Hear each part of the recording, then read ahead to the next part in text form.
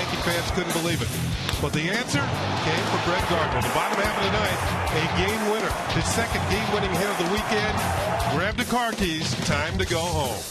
All right, so the Yankees have had their share of walk-offs this year, 5 to be exact. Ichiro, Wells, and Soriano, each with one apiece. And as Kenny said, Gardner 2 in one series, the Friday single and the home run yesterday.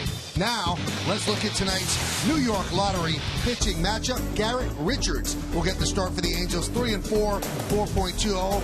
And Kuroda goes for the Yankees, Hiroki 10-7, 2.45. And he is devastating with the splitter that he throws, Paul. Well, I mean, he's been their #1 starter. Any starting pitcher in the American League with a 2.45 ERA, you'll see how he does it. He has that split finger, and the thing is, he gets to it because he doesn't walk people. He pitches ahead. You can see the split finger he can make go in, go away, and that's the interesting thing about this pitch. He can use it to get out lefties and righties. He's been phenomenal this year. He really has been the Yankee ace, and because of that, we have more on Kuroda. Inside the numbers, how good has he been? That's all coming up next, right here on Yes.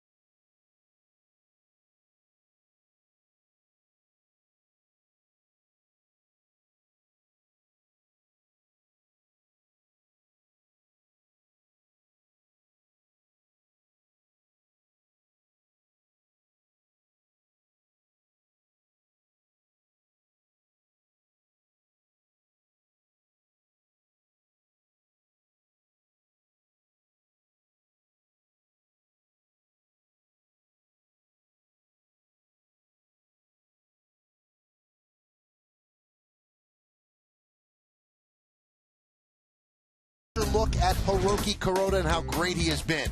The ERA 2.45, second in the American League to King Felix. He keeps the ball in the ballpark.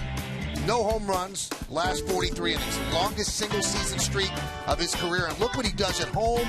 Yankee Stadium yields home runs, but just a 1.74 ERA at home. It's amazing he has just 10 wins. He'll look to pick up 11, and he's going to have to deal with Mike Trout. So the Yankees just dealt with Miguel Cabrera. Now one of the best players in baseball again comes in. Lineups, first pitch, baseball next.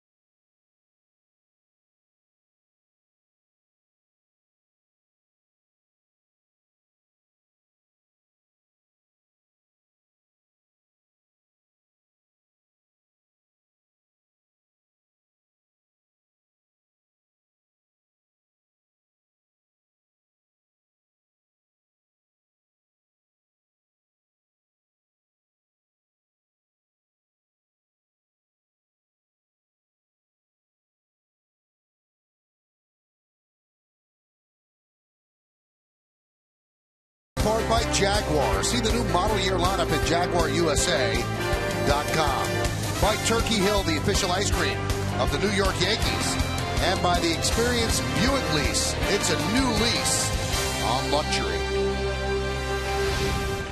Well, we've told you all about Hiroki Kuroda, and he will try to make it 3 out of 4 for the Yankees. They just took 2 out of 3 from the Tigers. Their first series win since they beat Baltimore 2 out of 3 at the beginning of July. And they know they have to start winning a lot of games. Let's take a look at the Angels starting lineup that Kuroda is going to face. J.B. Shuck, the DH, will lead off. Batting second and playing right field, Cole Calhoun. Mike Trout in center field, he'll hit third. Cleaning up, the left fielder, Josh Hamilton. Eric Ibar will play shortstop, he'll bat fifth. Batting sixth, playing first base, Mark Trumbo. Chris Nelson at third base, he'll bat seventh. Batting eighth and catching, Chris Iannetta. And Grant Green will play second base, and he will bat ninth. It's been a very disappointing season for the Angels. They come into this series 10 games under 500. There, Hiroki Kuroda has had such a fine year for the Yankees. His career record against the Angels, he's 2-2. You can see the numbers, and they are just spectacular. You can see only 126 hits and 146 and 2/3 innings. Let's check out our pitcher scatter report brought to you by your Honda dealers. His last 6 starts, the ERA minuscule, 1.13. He's been dealing solid at Yankee Stadium. His 1.74 ERA here is best in the league. Nobody's pitched better in their home ballpark in the American League than Hiroki Kuroda. And only King Felix has a better overall earned run average. It's all about the earned run average with Kuroda, and he has been spectacular this year. All right, so let's take a look now at the defense that's going to be behind Hiroki Kuroda. And the defense, as always, presented by our very good friends at Geico. In the outfield, it's Soriano in left, Gardner at center, and Granderson over at right. In the infield, A-Rod at third, Eduardo Nunez at short, Robinson Cano plays second, and Lyle Overbay is the first baseman. Chris Stewart behind the plate, and Hiroki Kuroda is on the mound. So this begins a 4-game set between the Yankees and the Angels, and the Angels, since the All-Star break, are 9-14.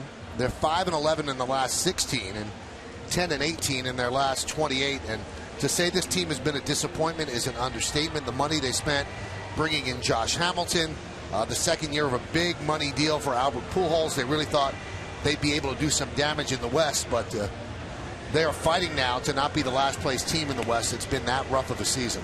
You're looking at a guy right now that's not used to that either. Ex-Los Angeles Dodger, storied franchise, and then coming over here, turning it into a team that was in the playoffs every year. Been tough against the Yankees. I mean, when you look at this series, Michael, early in the year, I look forward to coming and watching the Angels for a 4-game series, a big 4-game series, and it hasn't been that way. Well, they are thankful that they're in the same division as the Houston Astros. The Astros are 30 games out before play today, and the Angels are 14 games behind the first place Texas Rangers. They would have been in last place last year. Yes, they would have. All right, so Kuroda is ready. Shuck is ready. And let's do it here in the Bronx. The first pitch is a strike, and we're underway. In our pregame, you've talked about Kuroda, how good he's been. And early in the year, I don't think he had his really good split, and he went a lot with the slider, and he got away with it. He's a smart pitcher. There's a ground ball to Nunez, and Shuck hustling down the line gets gunned out, 1 away. Now he's got to the point where he has great strikeout stuff with that split finger. I mean, he pitches ahead. He's done everything the New York Yankees could possibly dream when they brought him on board last year. He's got 3 quality pitches: the fastball, the slider, and when he gets 2 strikes, it split the difference. Here's Cole Calhoun. Got called up on July 28th. You know, Michael, you documented the problems for the Angels, and now they're starting to have to fight off the injury bug. Albert Pujols out with a plantar fasciitis. Howie Kendrick, a knee injury. And Peter Borges, a fractured wrist. So they've got some good players on the DL.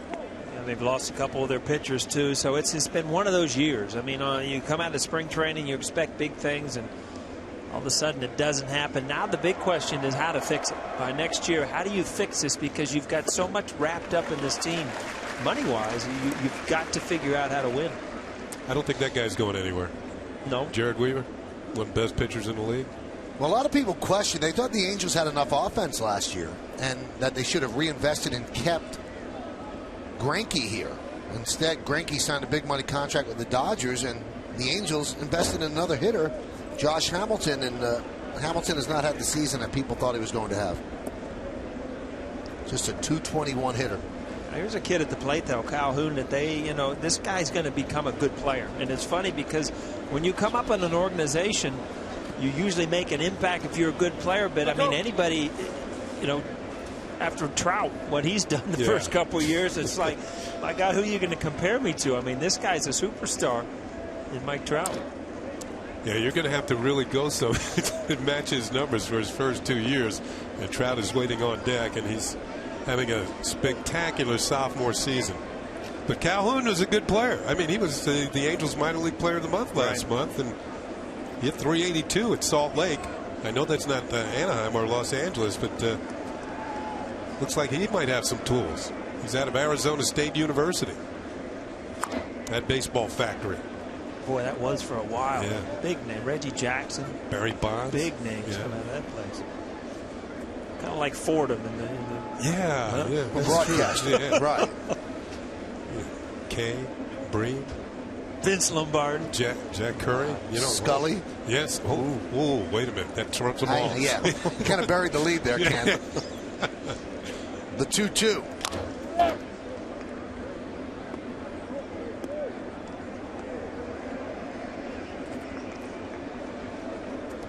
Yankees baseball available in Spanish by hitting the SAP button on your remote. SAP is brought to you by Infinity.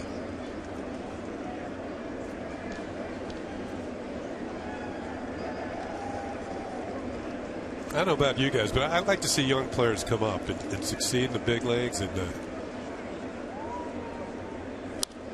a player like Calhoun trying to make his name. Borges is injured. He's trying to show his stuff. And if he can do anything, he's going to open up some eyes. Now, of course, the league's going to make adjustments to him if he gets off to a good start. He's hitting .310. And he's going to have to readjust as it goes. It's a constant adjustment at this level because people are finding ways to hold you down if they can. Strike three. I'll tell you what, if you're Calhoun, you get the scouting report. He goes to his split finger, and you'll see this is that comeback fastball. And it tails back out over the plate. Just locks you up as a lefty, especially when you're looking for that off-speed pitch. You don't see that much in Salt Lake. Pacific Coast League, one of the better hitting minor league leagues. It's been for years. A lot of cities at altitude, including Salt Lake City. Ball really flies. Great shot of that pitch where you see Kuroda really stay on top of that ball and get that two-seam action to run back out over the plate. Now here's one of the best players in baseball. 22-year-old Mike Trout from New Jersey, so a lot of family and friends here. Look at the numbers he's putting up in his second season. No sophomore jinx. And the count 1-1. Yeah, since July 1st, he's only hitting .371. He's just an exciting player. He does everything well, plays hard, runs the ball out hard. He's athletic. Grounded to third. A-Rod gets Trout flying down the line for the final out of a 1-2-3 inning. Angels nothing, and the New York Yankees coming back.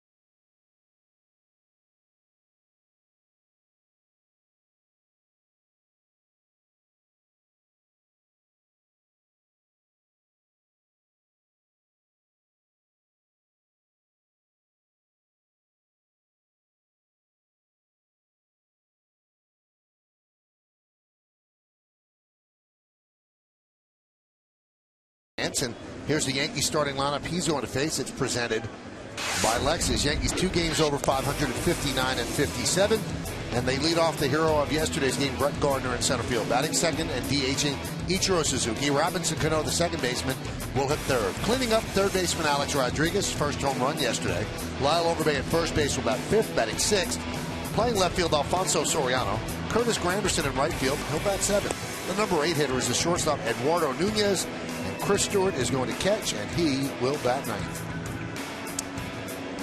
The Angels are going to go with a tall right-hander. Garrett Richards, hard thrower. His numbers would tell you that he's 3 and 4. He's worked both as a starter and in relief. He's joined the rotation recently. He's 0-1 in his career against the Yankees. There are his numbers. And we'll check out the Tri-Honda pitcher scouting report on Garrett Richards. First-round draft pick, 2009. His last 3 starts, he's been dealing a 2.50 ERA and his fastball in the mid-90s. It's a good one with movement. That usually means first-round draft pick. Yeah, it does. Here's Brett Gardner. Gardner had the walk-off base hit through the left side on Friday. He had the walk-off home run yesterday. So that gave him 2 walk-offs in one series. The last Yankee to do that, you have to go back to 1988. Claudell Washington. That's a name from the past. Wow. Claudell Washington. Atlanta Braves and the Yankees. Right? He was with Oakland for a while, too. Oh, okay. Yeah.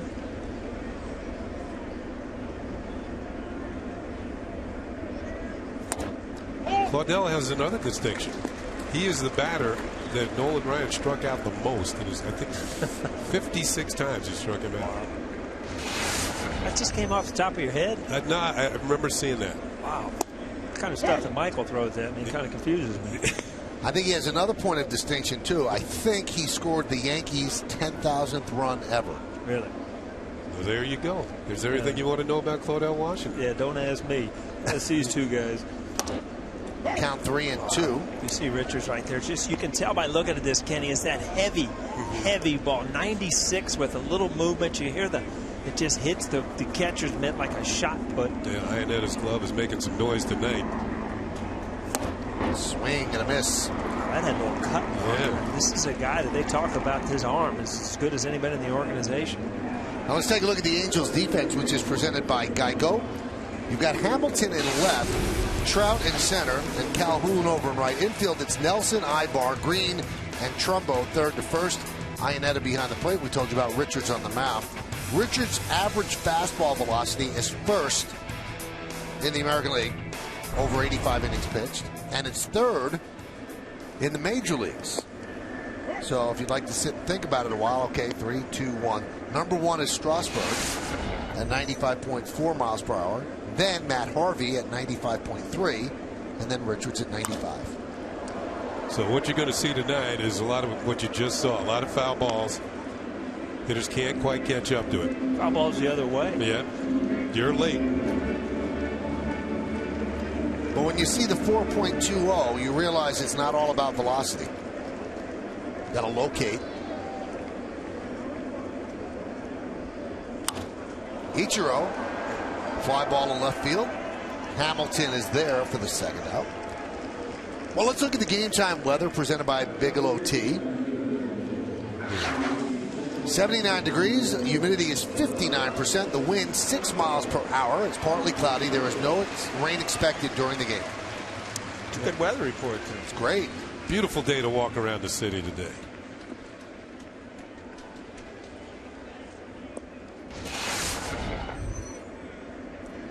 Here's Cano.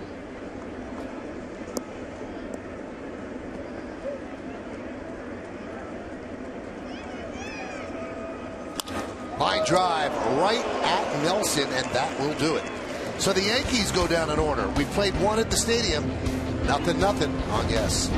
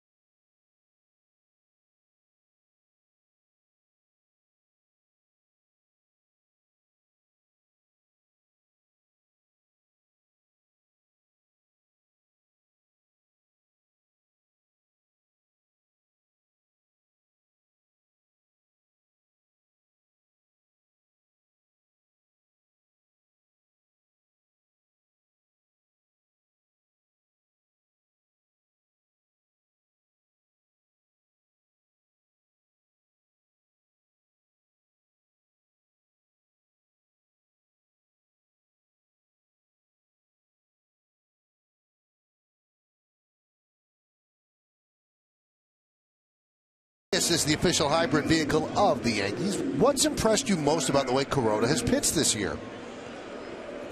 And here is one of the answers from Gavin Eubank 2013. I think it's the way that he's been able to hold down opponents and go deep into games, sometimes without his best stuff. Follow Yes Network and tweet us your responses using hashtag Yankees Prius to keep the conversation going. Here's Josh Hamilton, and that one is driven into right center field. It's going to be a base hit. It gets past Granderson and goes to the wall. Fielding the carom is Gardner, and Hamilton leads off with a double. Hamilton's been known to swing at the first pitch, and he got one he liked right there. He's kind of heating up lately. He's got 26 runs batted in his last 29 games. His pitch was right in his happy zone, and he drills it to the gap in right center field. He's notoriously known for swinging at the first pitch, and I almost wouldn't throw him a strike. I mean, there's guys on the other way that you know are going to take a pitch. And, you know, Wade Boggs, for instance, who I played with, I mean, he was taking a pitch 100% of the time. So if you're a pitcher, throw right down the middle. A lot of guys didn't, though. They still, you know, try to pitch the same way. Here's Eric Ibar.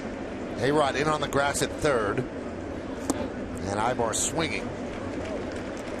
Oh, by the way, I was right about Claudell Washington being the #1 strikeout victim with Nolan Ryan, but I gave Nolan way too much credit. He only struck him out 39 times. Oh. But you would think that the manager would see that and not play you that day. You know what I mean? Just, you don't play.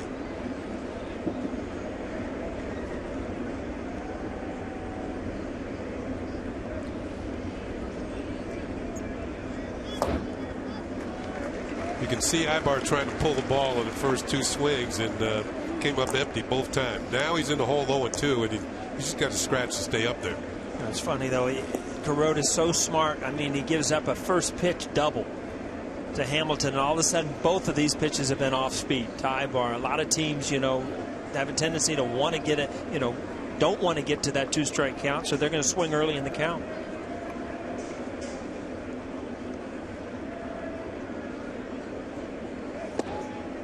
One and two.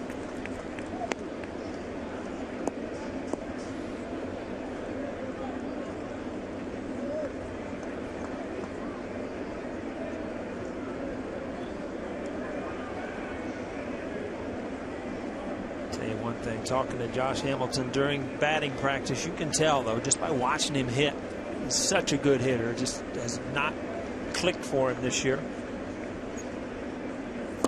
He's strong. Oh. Here's his swing on our favorite, Yes View. It's been a while since I saw Yes View. Look at this, and he covers the plate there. You see he kind of reaches out, but that ball, it's going to get hit hard. Right on the barrel. Got to that gap in a hurry, didn't it? Yeah, I mean, he does. When you watch him in batting practice, the power, I mean, you can just tell he hits the ball harder than most people.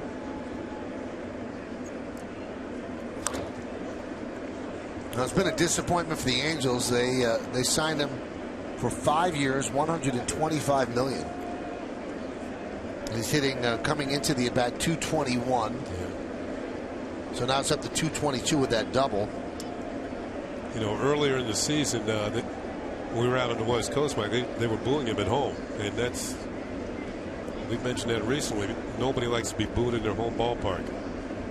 You can expect it on the road. In fact, to me, that gave me some incentive to play harder on the road. It usually meant you were pretty good when you got booed on the road, right? You want to shut these people up.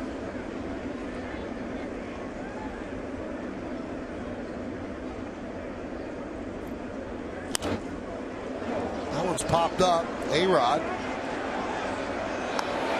the first out. Kuroda with another good pitch, fastball up and in, and Ibar, who was trying to pull that hole at bat, but everything was down.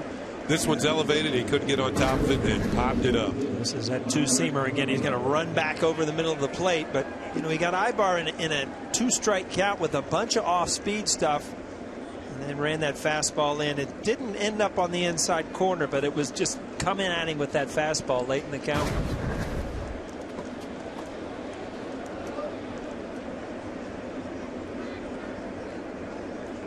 Here's Trumbo. That one's popped up behind the plate. Stewart gives it a look, but it's over the screen. Yeah, Trumbo's a guy who's given the Yankees problems in the past. You go back to last year, and he homered in 5 straight games against the Yankees last year. He's you know what he's all about. You know what he's all about. I mean, he's a home run hitter.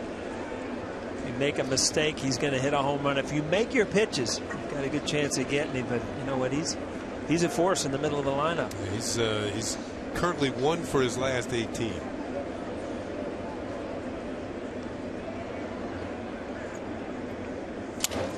Broken back, ground ball to Nunez. And Hamilton remains at second. Kuroda's ability to throw that two-seam fastball on both sides of the plate at the lefties, run it back over the inside corner. Well, he gets in Trumbo's kitchen here by running that ball in on his hands. Just can't get the barrel to it. Man, splinters. It's almost a given. A tall guy, long arms, want to get their arms extended at the plate. You try to jam them, try to keep the ball inside. Chris Nelson takes inside.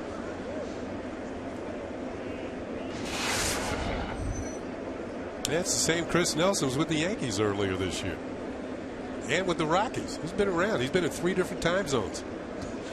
It's kind of a weird year, isn't it? Especially if you want to set your watch.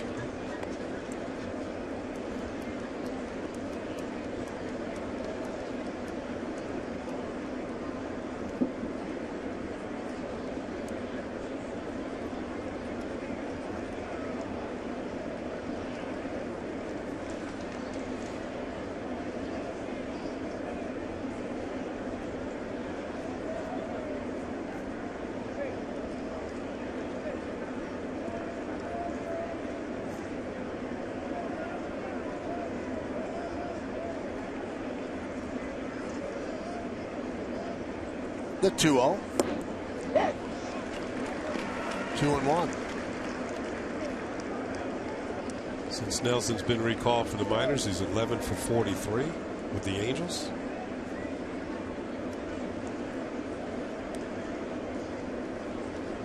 Again, Kuroda leadoff double has a good opportunity to get out of this thing without giving up any runs. I mean, it's one of the best in the league on all of baseball. Shutting hitters down with men in scoring position. So Nelson was one of the 9 third basemen the Yankees have had this year. 9 third basemen.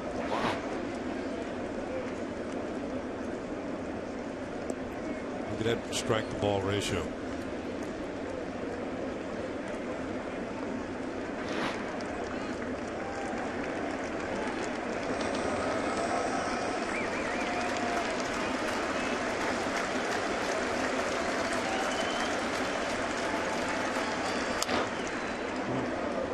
He's got that two-seamer just barreling in on these right-handed hitters and freezing the lefties.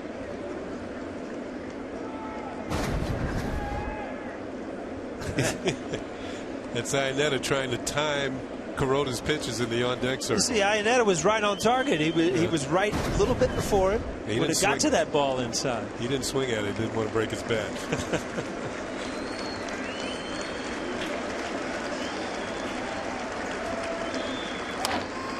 Grounded to A-Rod. And that's going to do it. So the leadoff double is wasted. A-Rod makes the final assist, and he leads off.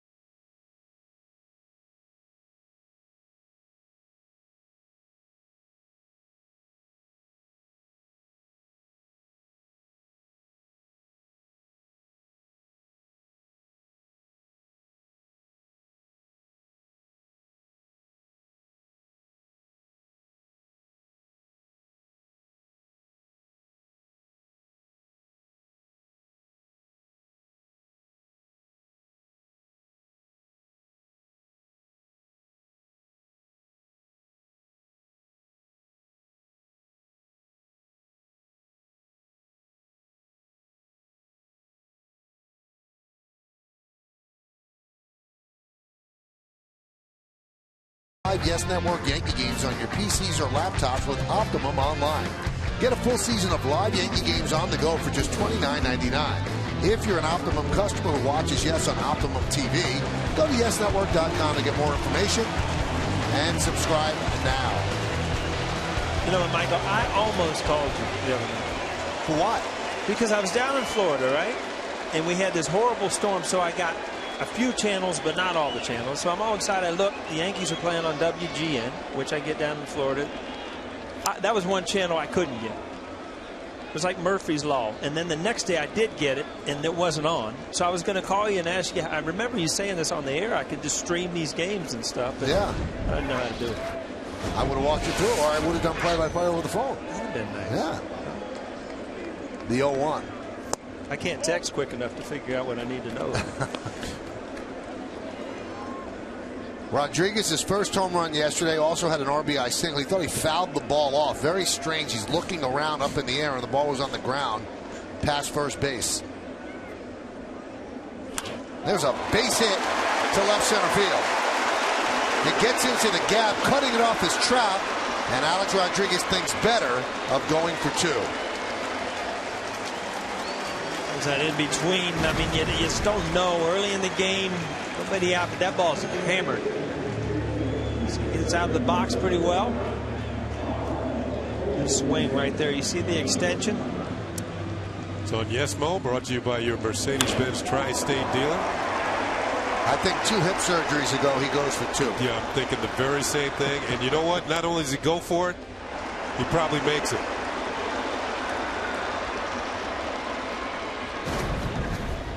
Hit that ball with authority. And here's Lyle Overbay. I see you got Willie Randolph on center stage coming up, huh? On Wednesday after the game.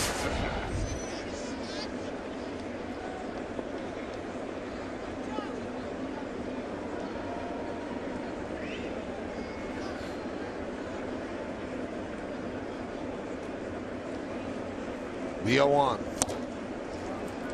0-2. You know what's been impressive, Kenny, is that Rodriguez hit a home run against a hard-throwing Verlander. Yeah. Also that hit. Now he turns around a 95-mile-an-hour fastball. So his swing's in a lot better shape than a lot of people thought it was going to be this early. You know what? And the difference is he's been able to pounce on the mistakes. That ball was up in the zone, and granted, it was 95. You see a good curveball there from Richards, but it was a pitch up in the zone. And yesterday, and again, that ball's up in the zone, but he got to it. 3 rows back, doesn't matter. 50 rows or 3, it's still a homer. It's a big monkey off the back, obviously, of Alex Rodriguez. He knows that if he does well, that he's going to draw a lot of people on his side. The 0-2. And last year, if you remember, Alex really had a lot of difficulty with right-handed pitchers.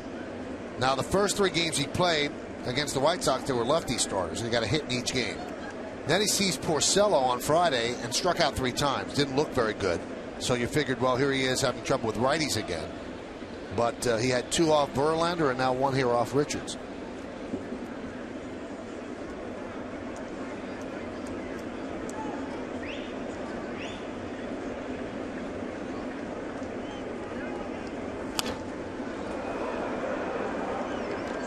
Richards is consistently at 95 plus.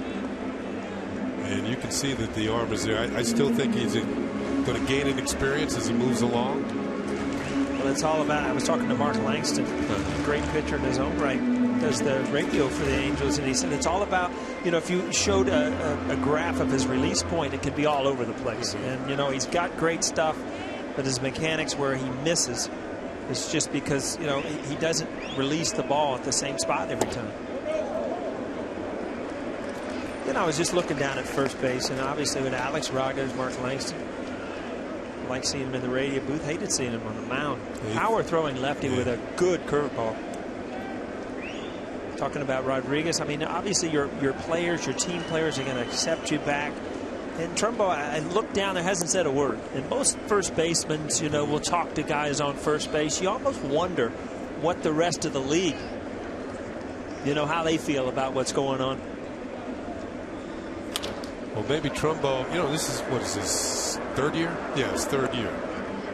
And, Alex is a veteran. Sometimes the younger players, they wait for it to come the other way. They wait for the veteran player to say something first. But they're usually, Kenny, as you know, there's usually a conversation. Yeah. What's going on, how you been, this and that. Nothing. Nice hit, or something like that.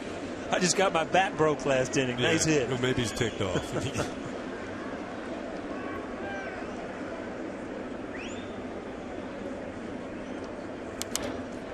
Well, today, Mike Trout was on with Boomer and Carton, the morning show on WFAN, and he said, to me personally, I think you should be out of the game if you get caught. It takes away from the guys that are working hard every day and doing it all natural. And a lot of players are saying that.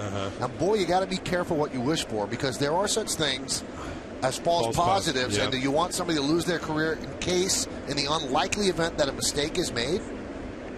So, I mean, a lot of guys are saying it now, and I give them credit for wanting to get it out of the game.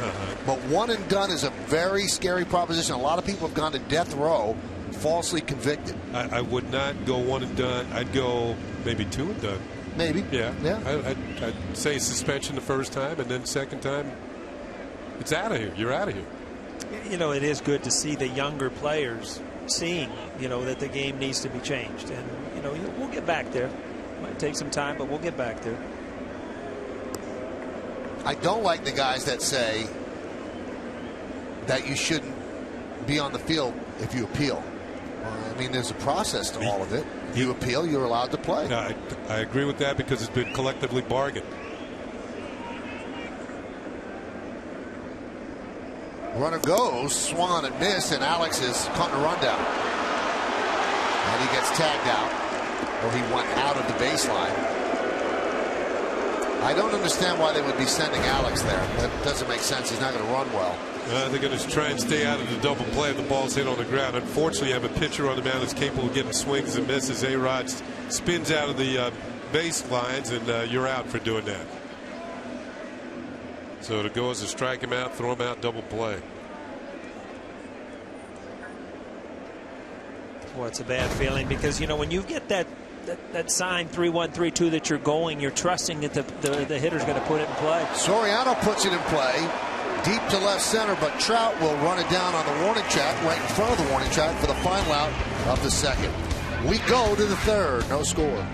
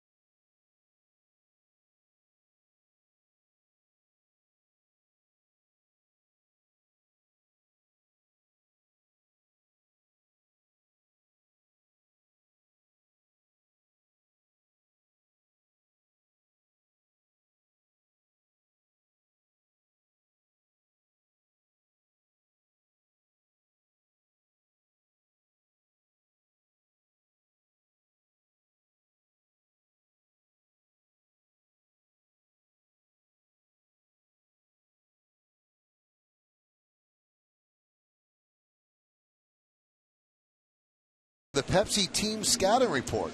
Well, the road woes this year. They're well under 500 on the road. They've lost 10 of their last 13 games away from Anaheim, and double trouble. They lead the league in hitting into double plays. You know, Mike Scioscia, that's not like an Angels team in the past, and struggling on defense. Another thing the Angels are not used to doing.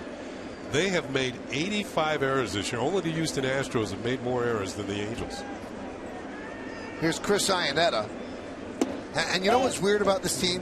They are totally the antithesis of a Mike Scioscia team. They don't run the bases well. They don't play great defense. It's like they got these power hitters that they put together without good pitching. It almost doesn't make sense to have him as the manager. You're not playing his style of ball. Remember, Michael?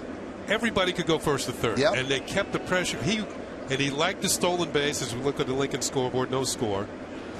He loved the stolen base, and he wanted to have stolen base players who could steal bases all throughout the minor leagues. He didn't care if you got thrown out in the minors. He wanted a better percentage in the majors, but he wanted you to learn how to steal bases because that's the way they were going to do it in the big leagues.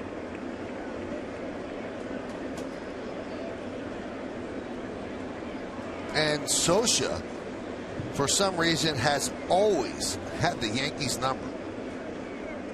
Since 2000, the Angels are 64-56 in the regular season against the Yankees. It's the only American League team with a winning record over the Yankees during that time.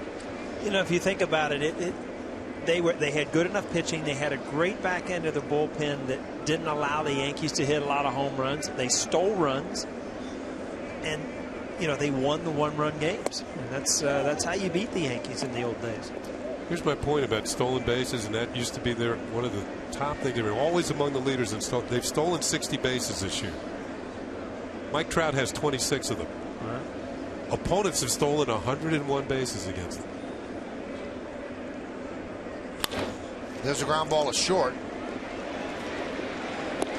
And also, we're telling you they're a team built on power, and their big power guy is not here. Tonight's injury report brought to you by Montefiore Medical Center, Inspired Medicine. Now, that's not your typical Pujols year. 258, 17 home runs, 64 ribbies. He'd been bothered all year with plantar fasciitis, and they finally put him on the 15-day DL, and he could miss the rest of the season trying to get that injury better. But he was also a base-to-base guy. If he's going to get on base, you can't run with him. You can't go first to third with him. There's a strike to Grant Green. Green came over from the Oakland A's in a deal for Alberto Callaspo. And just the other day, he got his first 2 major league hits in an Angels uniform. He'd gone 0 for 15 with the A's. They said, that's enough. You took some Spanish in Mount Vernon, didn't you? You had a nice little accent you threw in there. Callaspo? Yeah, that's his name. You threw it in there. You had a little, little Spanish accent. Well, I played winter ball in Puerto Rico. Ah, that helps. Yeah, that helps. I did that a couple years. Swing and a miss. Grant Green down on strikes. I'll tell you what, you just can't. We sit here and talk, and you can't be more impressed than Kuroda. I mean, he just does the same thing, and it's all about how smart he is and how much control he has with every pitch. And he's had a fastball he's used. That's a slider. Everybody knows he has a split finger. You know, if I'm hitting it, I want to avoid getting 2 strikes. Absolutely. Because there's various ways he can go, and usually it's the trapdoor splitter, and you're not going to hit that if he throws a good one. There's J.B. Shuck. Shuck, the leadoff batter in the DH, and when he's DH this year and leading off as well, the Angels are 17-12. So a team 10 games under, 5 games over when he's sitting atop the lineup. Wait a second. Now look, J.B. attended Ohio State University, the Ohio State University. The Ohio State, yep. The Buckeye. To say hello to him. And you got Calhoun on deck, who went to Arizona State University. The Arizona State. Swing and a miss. The strikeout. So the Angels go down in order against Kuroda, and we're going to the bottom of the 3rd.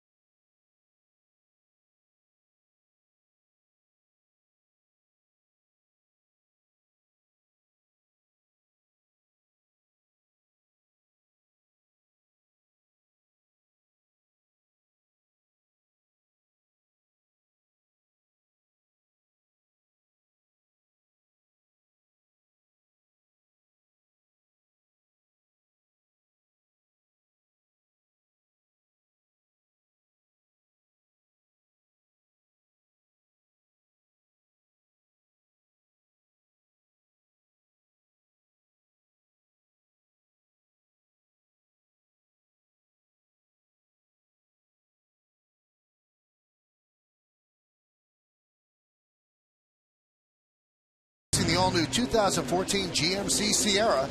Incredible thinking in the form of a truck. Visit GMC.com for details. All right, we go to the bottom of the third inning. It'll be the bottom third of the Yankee order. Granderson swings at the first pitch and skies it to left field. Hamilton is there. One away. You know, back in August 10th, 2011, Richards made his major league debut right here at Yankee Stadium. And he worked 5 innings, gave up 6 runs. He gave up 2 home runs to Curtis Granderson. So now Granderson's 2 for 4 against him in his career, but both hits are homers. Richards lost that game to Ivan Nova, 9-3 on our Lincoln scoreboard, no score. But when he made his major league debut, he was the first starting pitcher ever to make his major league debut at the new Yankee Stadium. No. Nunez takes a strike. Didn't work out well for him. Not that night. 6 spot. 6 spot in 5 innings. And Granderson tattooed him twice.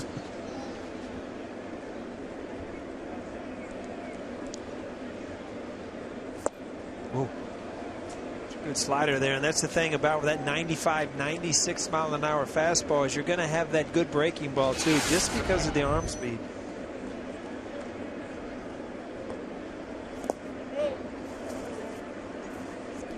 Kind of throws across his body a little bit, doesn't it?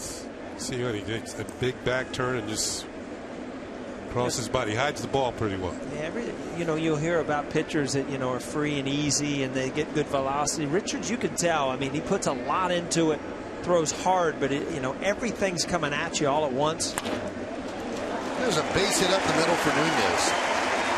Every once in a while, you just kind of shake your head up here, Michael and Kenny. I mean, he had Nunez swinging the balls in the dirt, breaking balls, and then you're going to sneak a fastball by him. Here's a guy that can catch up to any fastball.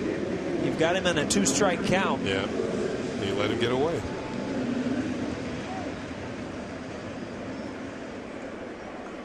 You see that? Trumbo's talking to Nunez. Is that just because he's young, Kenny? What are we doing over here? We might have played against each other with a ball or something.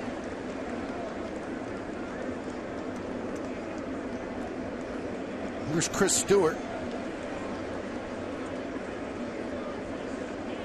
Maybe he knows that A-Rod's hit 70 home runs against the Angels. It's most against any team.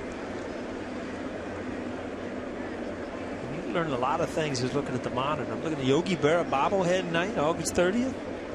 Oh, yeah, you want one? I need one of those. My daughter, Yogi's her favorite player. Runner goes. That one is chopped to short. Ibar Fields will make the play at first as Nunez advances into scoring position.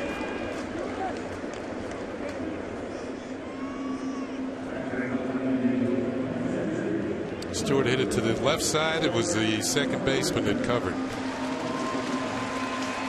Well, Brett Gardner's had a good series against Detroit. A couple big hits. I mean, these are big hits now. I mean, you've got an opportunity to drive in a run. You're one of the guys, really, it's amazing to say, but one of the guys that this team has leaned on throughout the year to try to get things going. So that 8 home runs, that's a career high. Mm-hmm. Kuroda on the mound just dealing. So, if you can scratch a couple runs, might be enough.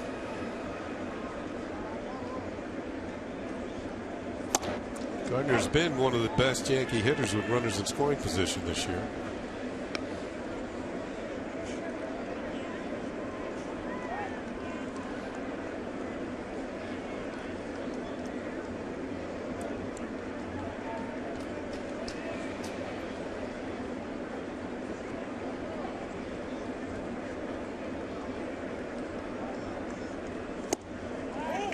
Throwing behind Nunez, and he gets back.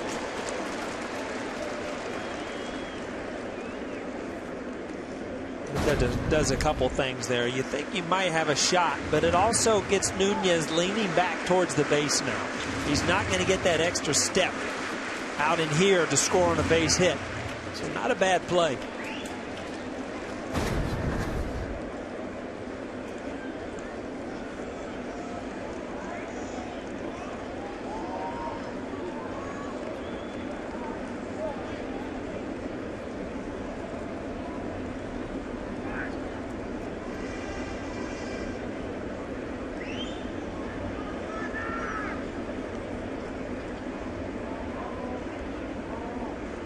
The 1-1. That's how Richards does have good stuff. I mean, he's missed with a couple fastballs, but other than that, good breaking ball, overpowering fastball with movement at times. This is the type of guy, if you haven't faced him very often, your first at bat becomes very important. You want to see as many pitches as you can.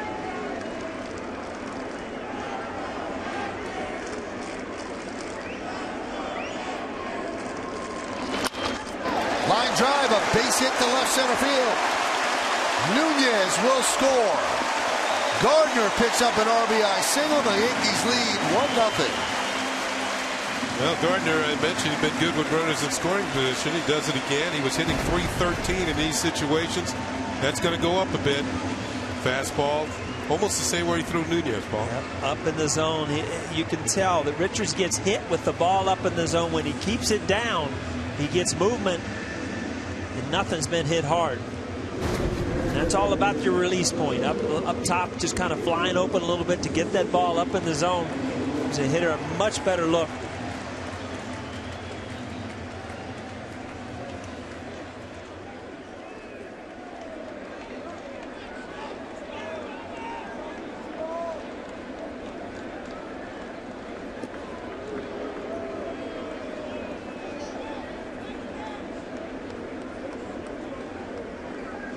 Hard throwers usually pretty slow to the plate.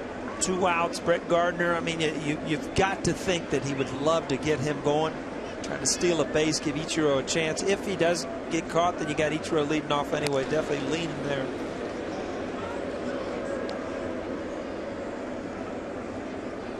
Now in your mind as a runner, you know, he caught me leaning. Now they might pitch out, so you're kind of hesitant to go on this pitch.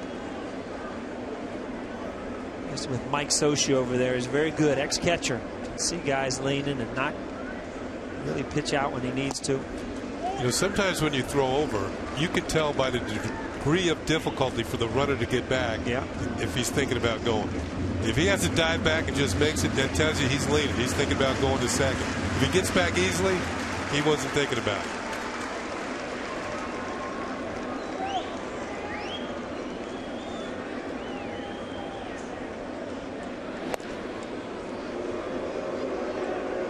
That was somewhere in between. Yeah.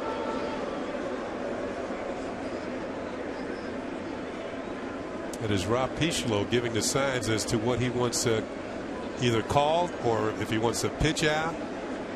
Well, they want fastballs with Gardner at first.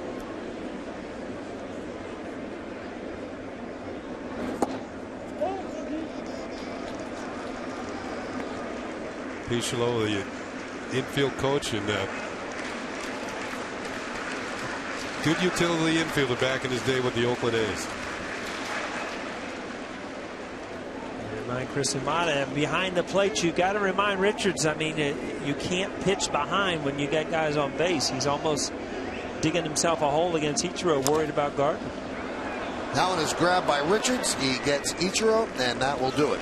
Is 1 run enough the way Kuroda's pitching? Well, the Yankees gave it to him. 1 run on 2 hits. The RBI single by Gardner will go to the 4th. Kuroda will take the mound.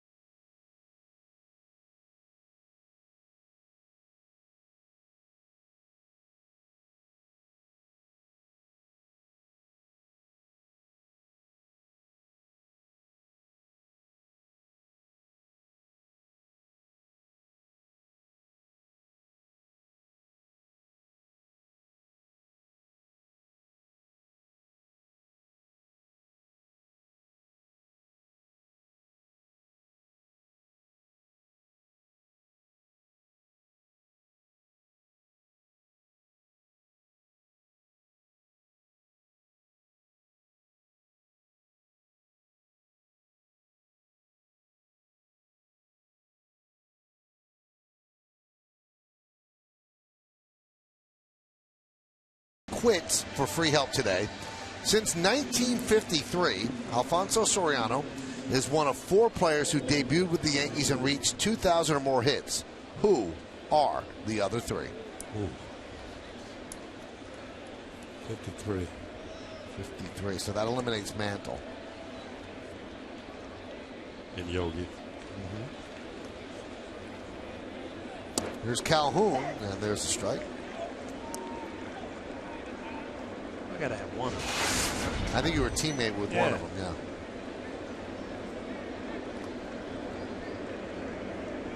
Our producer Bill Baldwin said you were a teammate with 2. He's cheating. He already has the answer. See that? We got to think about this stuff.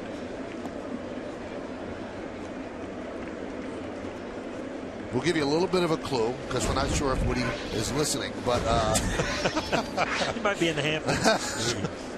But the 53 might throw you off. It's mostly recent vintage. There's a ground ball to Nunez. 1 away. How many players are there? 4? 3. 3. I think I know 2 of them.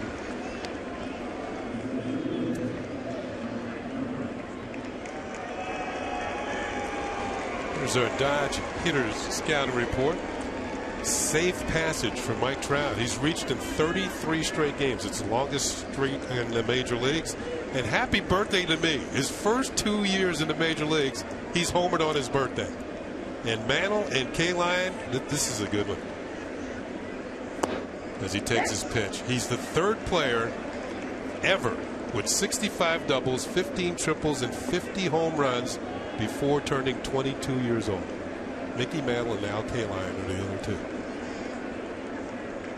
It's a pretty good company.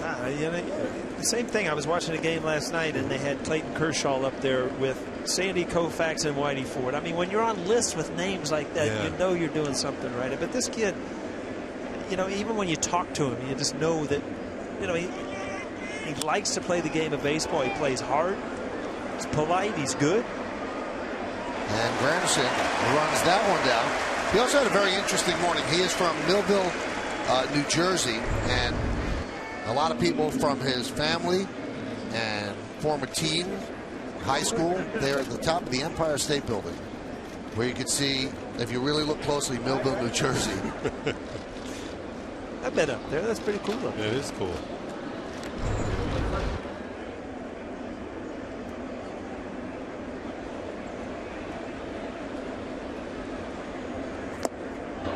He actually invited his friends from Millville to meet him at the Empire State Building today because he couldn't make it down to Millville with a game tonight. Millville is down near Cape May.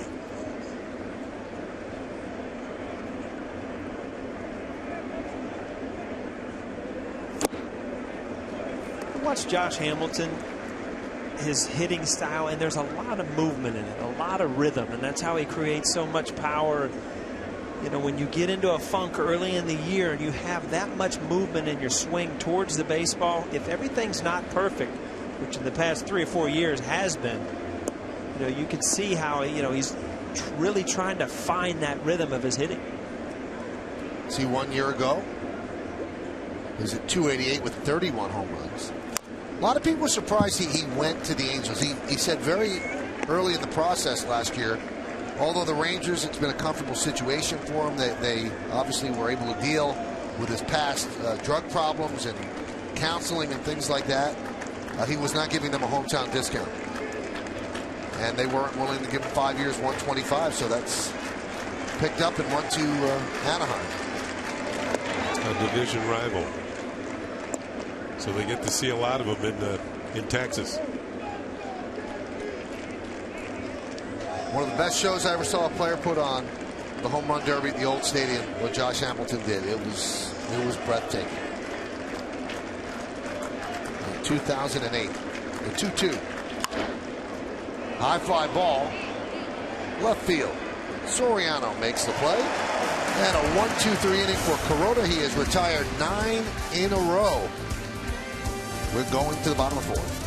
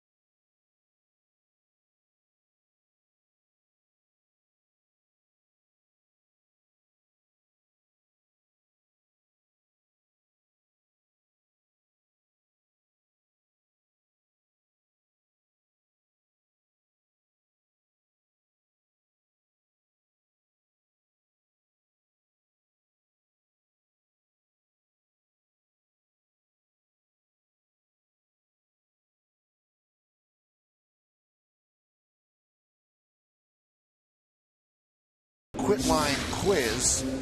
53, Alfonso Soriano, one of 4 players who debuted with the Yankees and reached 2,000 or more hits. Who were the other 3? I'd say Jeter. Mattingly's got to be Mattingly. one, right? And how about Bernie? Bernie Williams. Big Bernie. Look at that. He was teammates with 3 of them, Bill Bolin. Yeah, nice clue, Bill, right in my ear. Set me off on the fork road the wrong way. Oh, well. Count 0-1 on Cano. By the way, Bill Ball, which one of those guys did you think I did not want to play?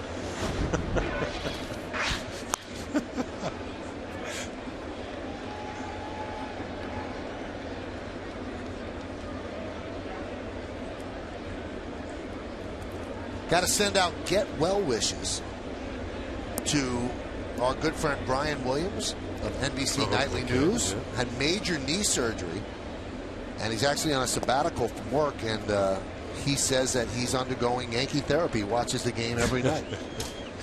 We'll try and keep you informed and entertained. He also would like you to drop by the house, Paul, help him with the workout. It's very, very tough workout with the knee. Rehab. Met him down in the Bahamas a couple times. Was he kind to you? Very nice. I was impressed. I mean, when somebody comes up and talks to you, and you know, you're like, well, he wouldn't know me, but then you talk to him, they know you. It's kind of cool. He's come up to the booth a few times, right, Michael? Yeah, he's been on center stage. Yeah. Oh, who hasn't been on center? So you get everybody, Mike. You get all the big timers.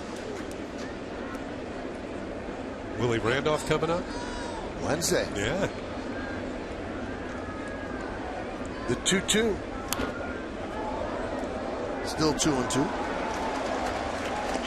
See, Richards, he got that ball up, and he got it up and in, right on the hands. When you throw that hard to get the bat head to the ball. And Bobby just fighting that ball off.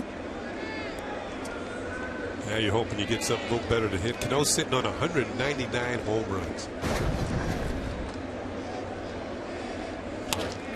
Slice the other way, and a base hit. That's why Robbie Cano is so good. He's beat on that pitch, but his bat stays level.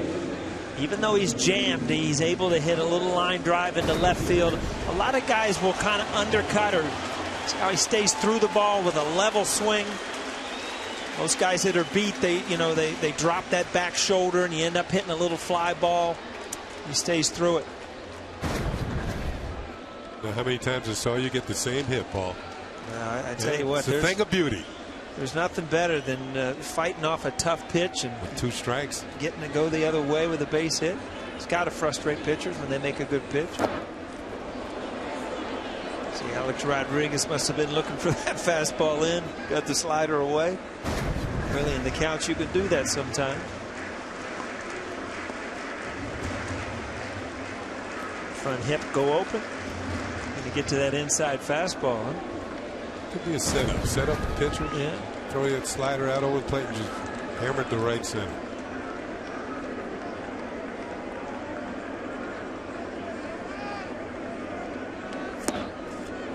You know, Kenny, we were here. It almost seemed as if Cabrera set up Phil Hughes for the ball he hit the home run, where he covered the outside pitch, and then Phil said, let me try to get him inside, and he just opened up and drilled it into the seats. It wasn't even a strike. It almost hit him. I don't see how he did that.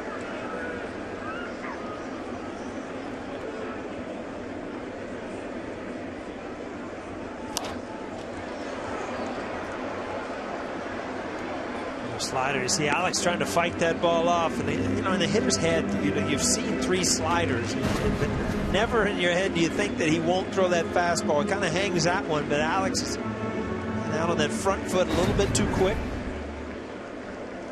If that had been earlier in the count, he would have hit it better. Yeah, that was a good pitch to hit, but you kind of get in that emergency hack when you're 0-2, just trying to fight anything off. Ground ball is short. There's one. And there's 2. And once again, the crowd takes Alex's temperature from at bat to at bat. This time he hits into the double play, so they boom as he heads back to the dugout. He finally got to that fastball in, but it was in a count where you really can't look for it. Obviously, down 2 strikes.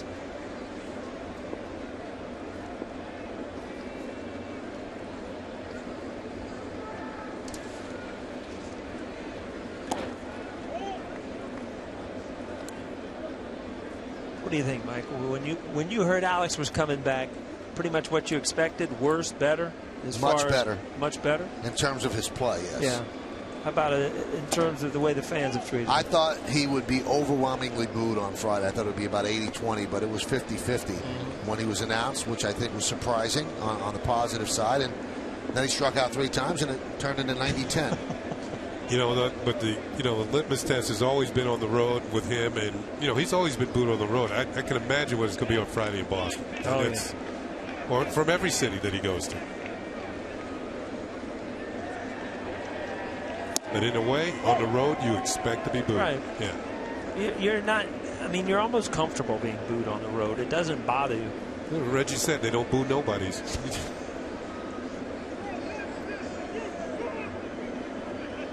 I remember saying about Reggie years ago, you can ignore him. You can love him, you can hate him, but you can't ignore him. And Reggie loved that quote. Yeah.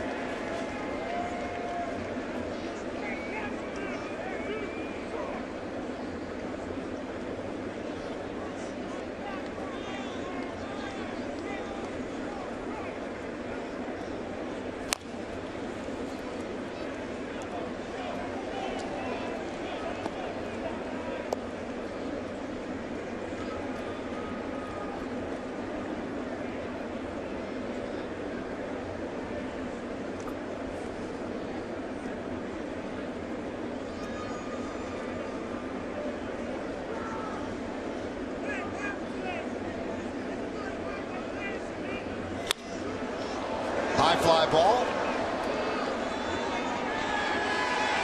And Trout will put it away for the final out. No runs are hit, and nobody left. We go to the 5th, 1-0 Yanks.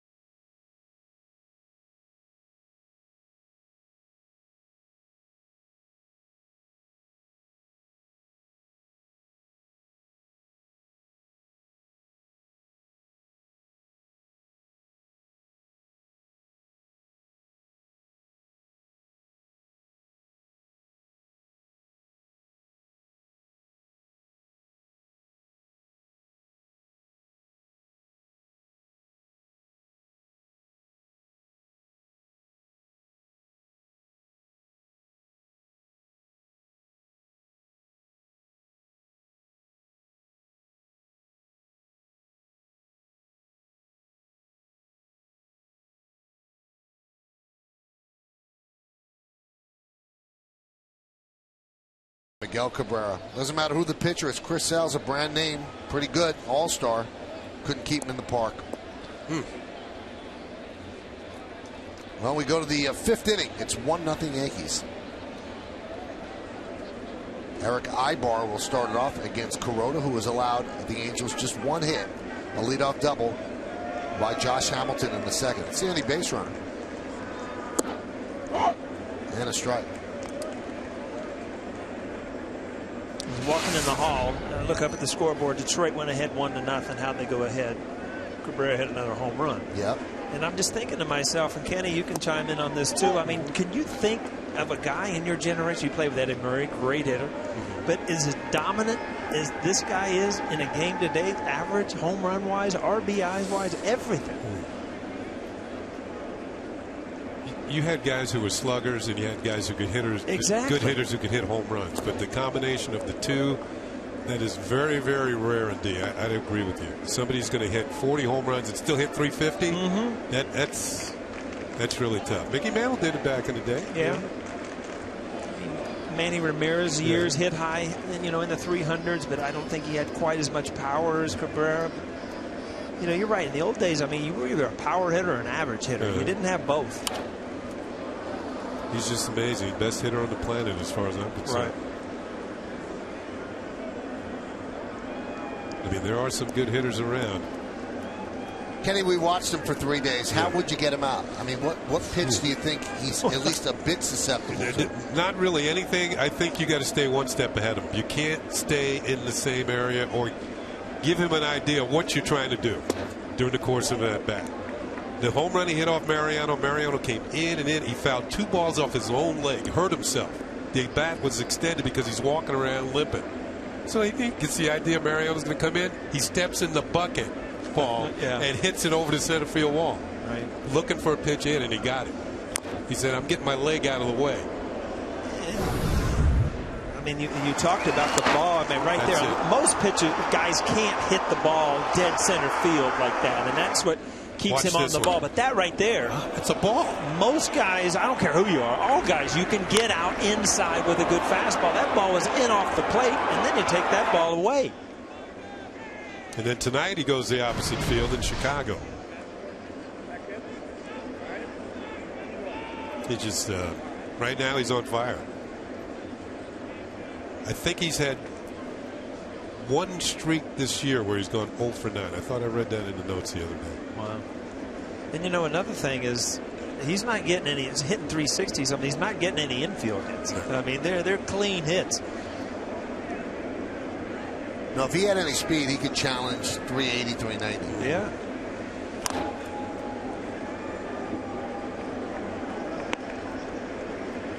Well, he was pretty much walking to first base this weekend. He just couldn't do it. He couldn't run. You know what? Flexor. He's taking advantage of it because he doesn't have to run very hard. What did Bob say? 5 home runs in 6 games? I think so, yeah. Yeah. Thanks, Bob.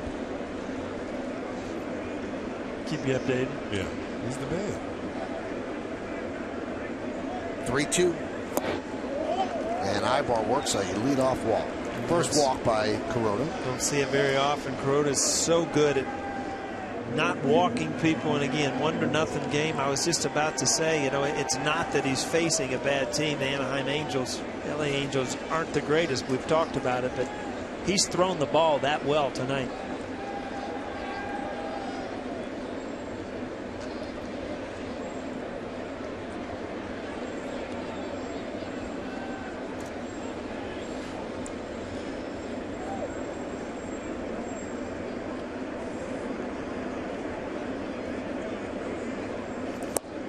I was mentioning the Angels and their ability to steal bases. Now, Ibar is one of their runners that will go. His percentage is not as good this year. He's 10 out of 17. Last year, he stole 20 bases, got caught only 4 times. The year before that, 30 steals and only got caught 6 times. So this year, he must be not getting the breaks, the jumps that he usually gets. Grounded sharply to A-Rod. He knocks it down, regains, fires, and he gets 1 out. I'll tell you what, that ball's hit hard. Not much time to react there. I mean, as a third baseman, sometimes, especially with a big guy up there, this ball's just hammered. Kind of skips off the grass, and you see it actually went behind him, but he knocked it down, stayed with it. Got a big out for Kuroda. The ball was scorched. You see how it kind of skipped off the grass and went the other way. That's just flat reaction right there. There's no thinking involved there. You just react to something hit that fast. Okay, I don't know how to explain it, but to watch that on TV, you just cannot visualize how quick that happens, how fast that ball gets to you. And this one's getting to him very slowly. He lets it roll, and that's a smart move. It rolls foul. Good smart play there. That looked like it was going to be fair all the way. It caught the crease of that grass. Had just enough on it to roll foul. He's probably thinking, is anything going to be hit to me in between? Yeah. Yeah, a rocket or a slow roller. That's A-Rod just annoying Ibar. He picked up a foul ball, so.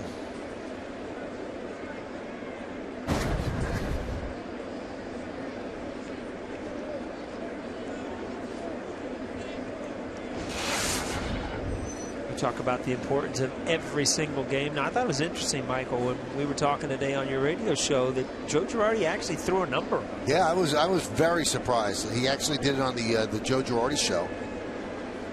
And I said, with 47 games remaining, that would include yesterday's game. This was before yesterday's game. How many games do you have to win to make the playoffs? He said 35. Mm-hmm. I That's mean, most guys would continue to win series. We'll see. But, you know, he threw a number out there. And sometimes I think goals are good.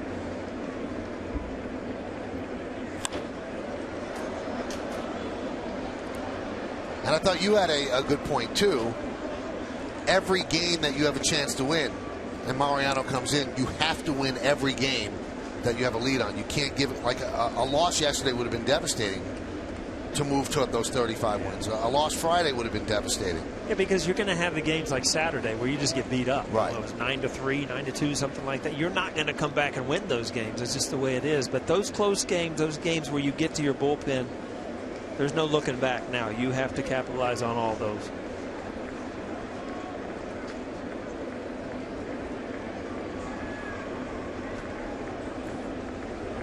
Plus, the players are aware of the calendar. They know they're running out of time, and that's why the losses are that much more devastating. You know, you don't have that much time to make it up. Yeah. It's another day off the schedule. If you think about it, and you look at the wild card races, with any way to get in, obviously, but you have to get above all these teams. Obviously, you get to play the Rays a lot, the Orioles a lot, but it is extremely hard to jump that many teams, because every time you lose, you figure a couple of those teams are winning. Yeah. You almost get the same feeling we talked about Mariano with Kuroda on the mound. I mean, he's your ace right now. He's the guy that is shutting people down. I almost feel like you need to win every single time he takes the mound.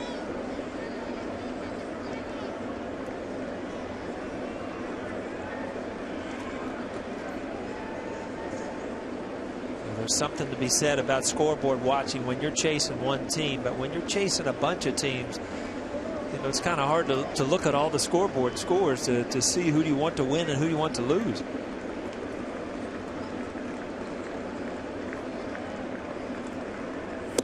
Strike three, Nelson. Down looking. I'll tell you what, again, that two-seam fastball, this is the one he usually uses against the lefties. Run it outside and run it in on the lefty, but this ball ended right on the outside corner. Nothing you can do as a right-handed hitter.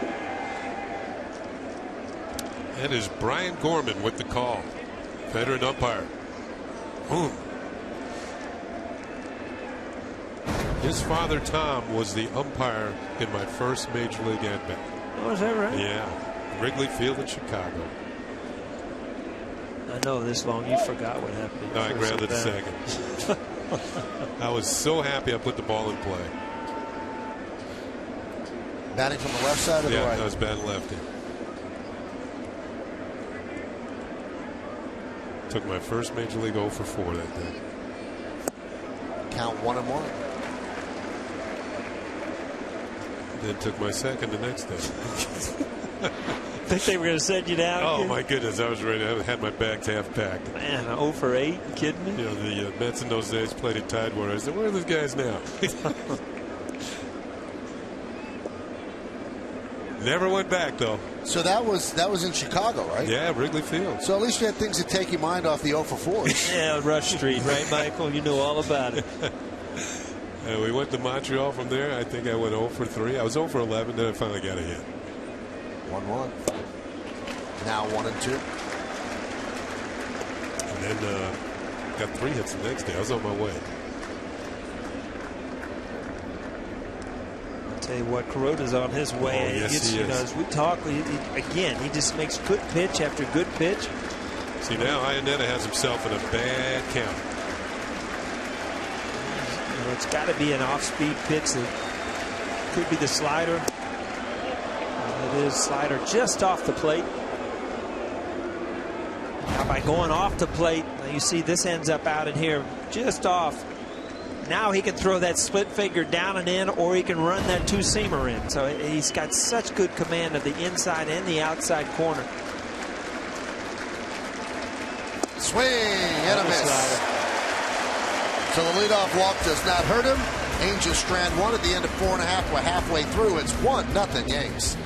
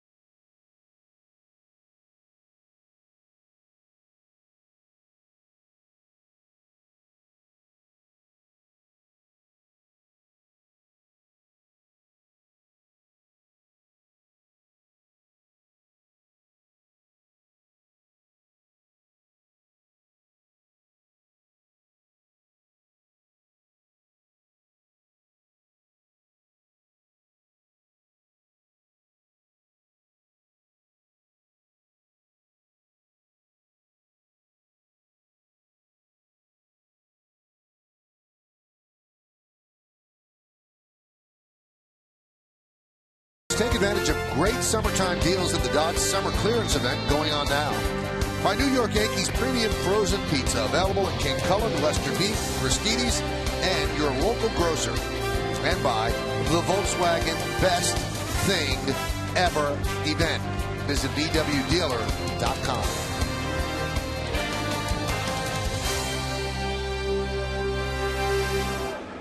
Alfonso Soriano will lead off against Garrett Richards. Soriano picked up his 2,000th big league hit, and he did it in impressive fashion with a home run yesterday.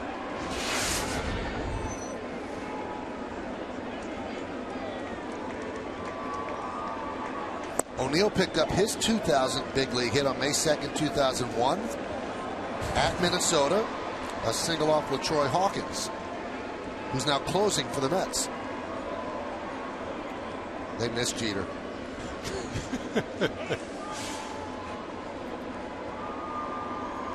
Now, Kenny, do you remember your 2000 hit? I know it was off Oil Can Boy. Yes. Yeah. June 25th, 1984 against the Red Sox. Soriano goes down on strikes. Yeah, think about it. You know how high strong Oil Can was? Oh, yeah. So I got the hit at home in Baltimore. And, you know, I'm waving to the crowd. And Oil Can's going, let's go. Come on. He had enough. You just... I'm thinking, when you get your 2000 strikeout, I hope it's not me. There for a while he was good, and then he went to Montreal later, and saw like a documentary on him not too long ago. They can. Had a good changeup.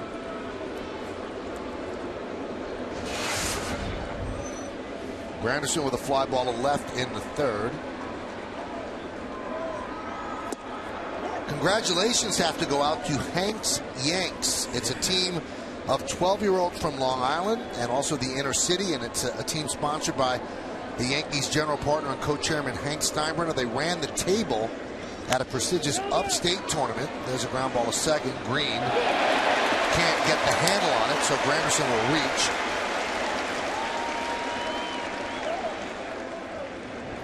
We'll see how they score that.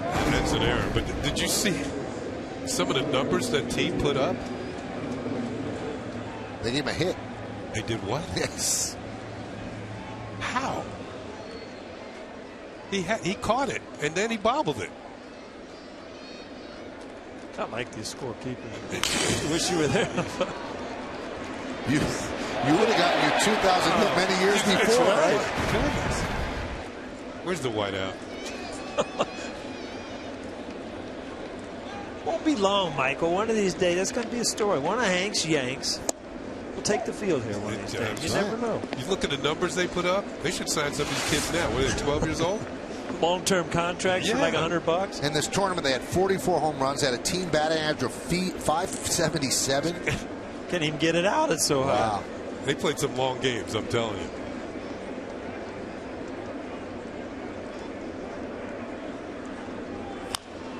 That one is grounded to third.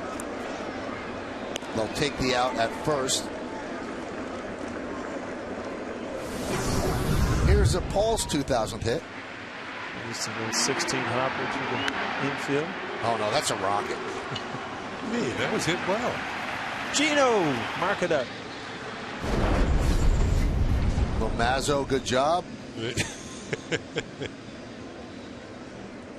We would like to show Kenny's, but we're right now colorizing it. It was in black and white. Yeah. Thanks, Michael.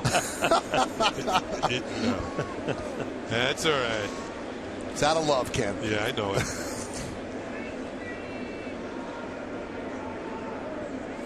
All my highlights were in color. See that 96, Chris Stewart. It's a base hit. I can't believe it. You weren't kidding. You did white that out of. Yeah, I got it. And I borrowed from Michael because he's always got mine. You know, I honestly can say I never owned a bottle of whiteout. You don't even have a pen. What do you need whiteout for?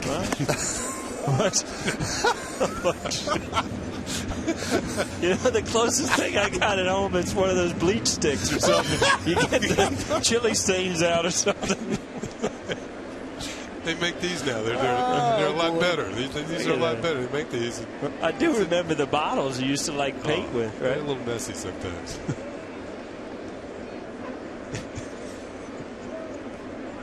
One grounded back to Richards, and that will do it. In the fifth, no runs, a hit, no errors, and one man left. That's about as close as we're going to get to seeing Derek in this game.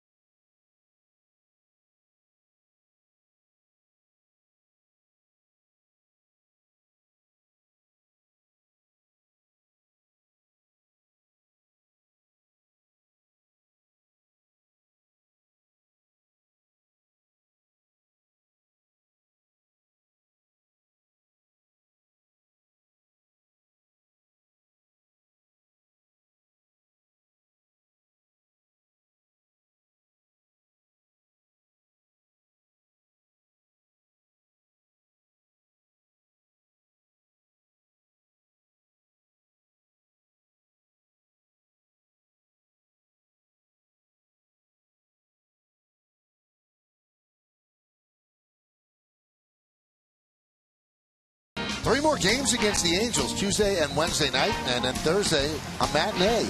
Then the Yankees go to Boston for 3. 3 big games. We're on My 9 on Friday. Fox on Saturday, Sunday it's ESPN. Saturday and Sunday, Yankee extra innings on Yes right after those games. And then a doubleheader next Tuesday. Split doubleheader against the Blue Jays. And then we've got the Blue Jays on Wednesday and 105 on Thursday. That's the way to enjoy a game.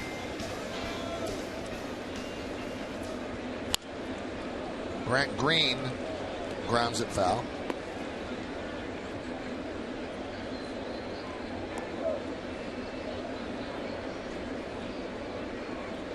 So with Howie Kendrick, has been known to hit the Yankees well on the DL. Knee problem. Grant Green's going to get a lot of time at second base.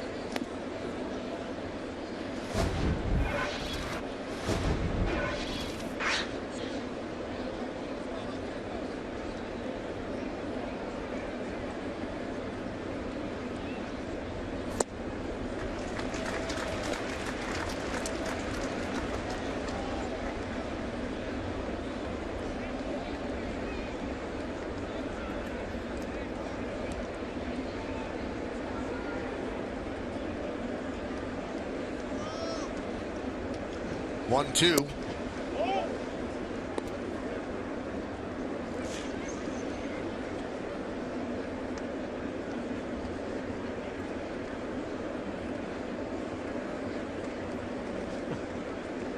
Swing and a miss, a strikeout for Kuroda. And since we saw a strikeout from Kuroda, let's take a look at Hiroki's strikeouts tonight. Well, I tell you what, he's been as good as it gets right here. This is that two-seamer that he runs back against lefties. Slider, the split finger there. I mean, everything he has is working. You see where they all are. Nothing down the middle of the plate. Just for fun, we're going to throw another one in there. Another slider.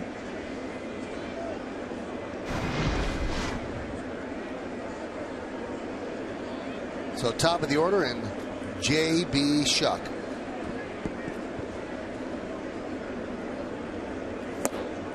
Paul, we have to congratulate you in person. Your oldest child got the white coat, which means he became a doctor. He the white coat going into med school. It was really a neat thing. And that's why I was gone over the weekend. I was supposed to be here, but I had to go to other plans. Really neat thing. Yeah, we mentioned it yesterday. You know, Michael gave all the credit to your wife, Neville. As he should. Yeah. That had to be all her. I can't see you picturing. You got to study, young man. You don't think I tutored him in elementary school? Maybe elementary school. No, all kidding aside, very neat thing. That is cool. Anytime you see your kids start kind of their lifelong thing, you know, it's kind of neat. Congratulations to the parents too, who were there. Get to pay for all of them. Something to be said for that, right, Mike? Yeah.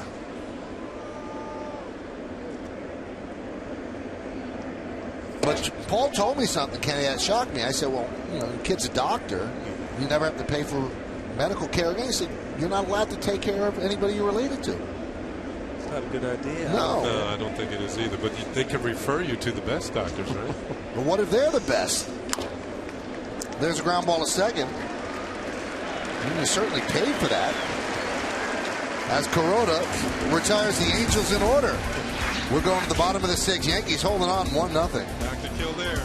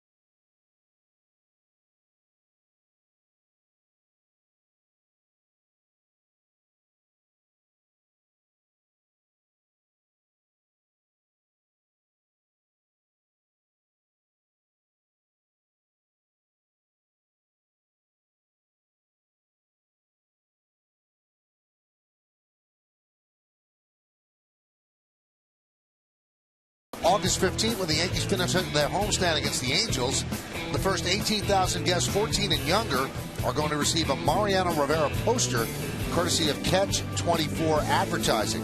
For tickets, log on to Yankees.com, visit the Yankee Stadium ticket window. Yankees clubhouse shops, or call Ticketmaster at 877-469-9849. See that sun going down on the back of that poster? What a career, huh? Did you see the picture of Usain Bolt yesterday? Grounded to Gardner. No, what was it? So he won the 100-yard, whatever he wins, right? 100 meter. And right when he went by the finish line, they showed a picture and a big lightning bolt in the background in the back sky. Wow. Pretty cool, huh? Yeah. I think it happened in Moscow in the championships. Somebody pushed a button right at the exact right time. Or got lucky, one of the two. That's like a 1 in a million shot. Right.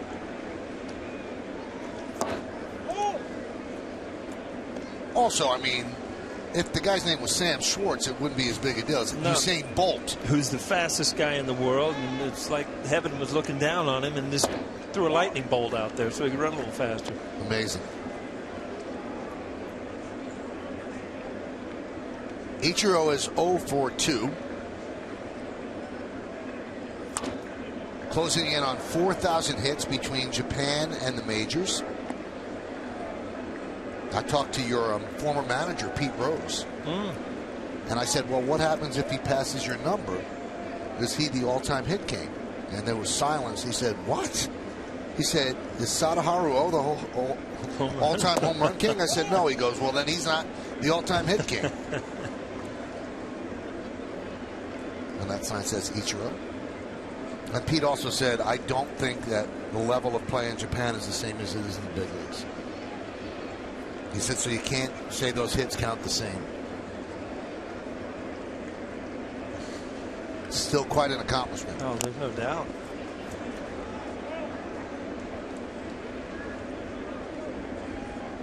The Blue Wave, he had 1,278 hits. The Mariners, 2,533. And with the Yankees, he joined them last year. It's 182 at this point. So his total is now 39.93, 7 away. I'm sure he'd like to do it in these next 4 games, so he could do it here at the stadium. And how far is he from 3,000 in the big leagues here? It's no, it's over 200. Over 200? Yeah. This could be one of those hits, and there it is.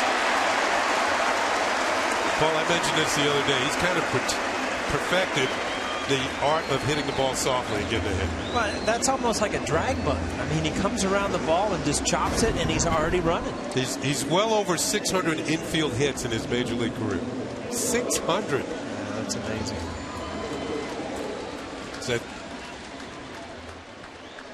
I love doing these stats, so I'm gonna find something out for him. I'm gonna take away all of his infield hits, and then I'm gonna see his lifetime average with him and without him.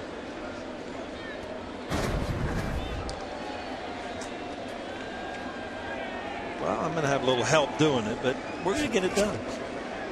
I wish that you all could have just in a new booth right now, because Paul so heroically says, I'm going to figure this out, and points to our stat guy. Do it. He's got the computer. It helps. Now, Paul, he has 27-16 in the States. So he's 284 away from 3,000 here. Earlier this year, we had a number. I think it was 538 or 588 infield hits. So he's got a whole bunch of them. Let's put that. Nope, they've got the counter. Now, you heard about like the heroic status of Matsui. I mean, was Ichiro that popular over there? Not as popular as Matsui, but extraordinarily popular. Yeah. I mean, Matsui is like Jordan is here. Okay. He's a power hitter, too.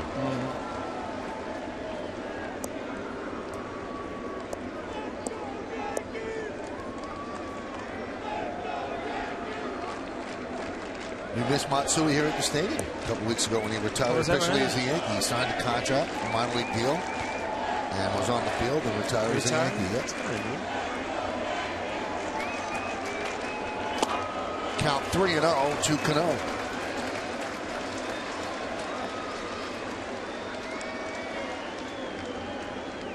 A-Rod's on deck. With that base hit his last time, now has a 7-game hitting streak going. And it's not one of his hotter streaks. You know, he's been getting like 1 a game.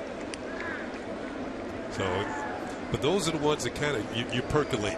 You just starting to heat up a little bit. Then you start to boil.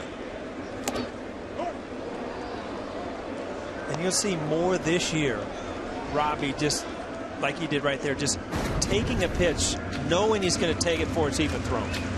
And I'll tell you why, because there's the uncertainty whether he's going to get pitched to now.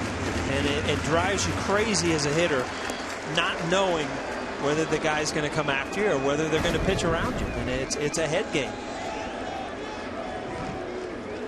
I would think he'd get something pretty good to hit here. I mean, you got A-Rod on deck who's already got a hit.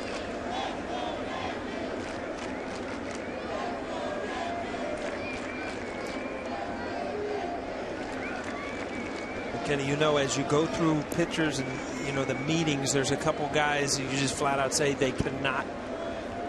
This guy can't beat you. And Robbie Cano is that guy on the Yankees now.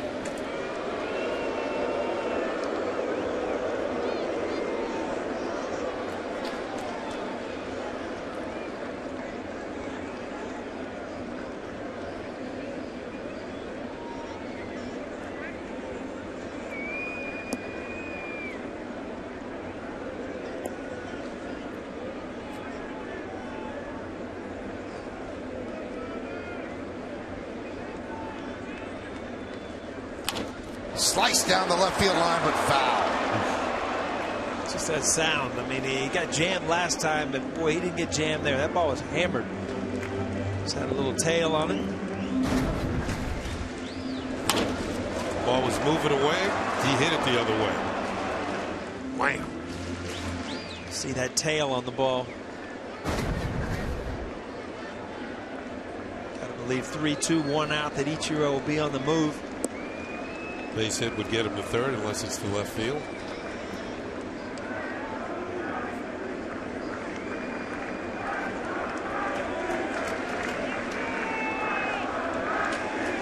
Watching Iannetta, looked like he's setting up inside. You know, and after the throw over the first base, situations like that, when I was up there, if a pitcher threw over the first base, I'd take a quick look to see where the catcher was, because everybody's following the ball. Everybody on the field follow the ball.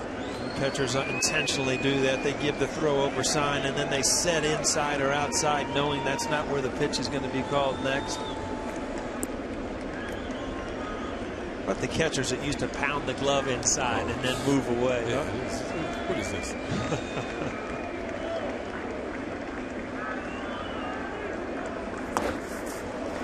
And he walked him. Again, I mean, a runner on first, 3-2 slider. It's just, you're not going to let Robbie beat you.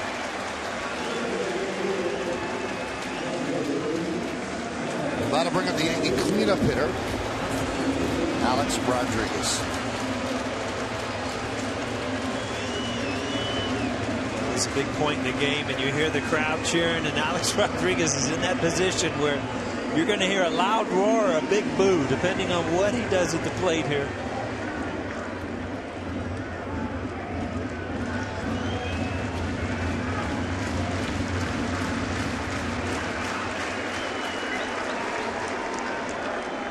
Yankee run came in the third, an RBI single by Gardner, looking to pad the lead for Kuroda, who's never really given the benefit of a laugher.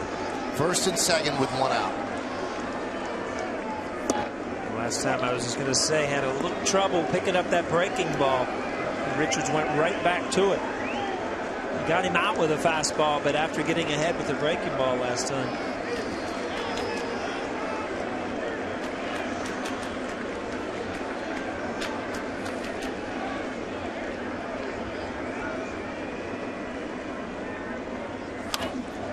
Grounded to short. There's one. And there's two. Second double play that he is banged into. No runs, a hit, no errors, 1 man left. We go to the 7th. It's 1-0 Yanks.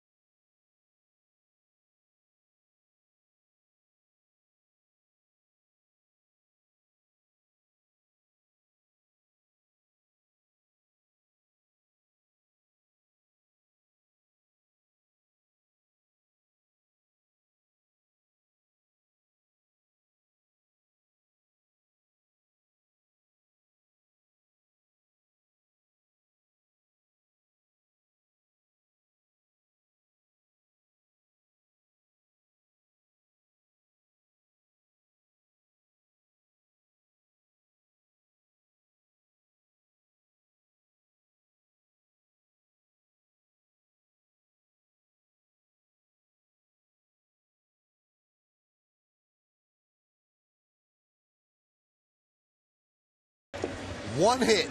The Angels have just one hit, a double by Josh Hamilton leading off the second. The other base runner, a walk to Eric Ibar. That's how good Kuroda has been. Richards not too much worse, 6 hits, 1 run. And that run came on the Gardner RBI single in the 3rd inning. So a pitcher's duel to open up this 4-game series between the Yankees and the Angels. I got it, Michael. I've been working diligently here. All right. Career, he's a 320 hitter.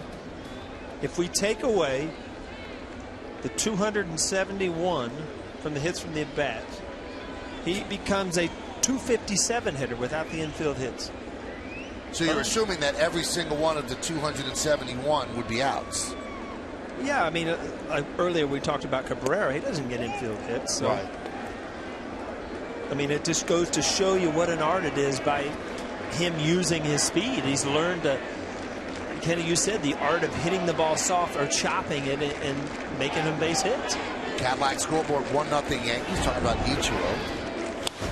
There's a hot shot to short. Nunez bobbled for a moment. You bobbled it. With Trout running, you're going to lose the play, and he does.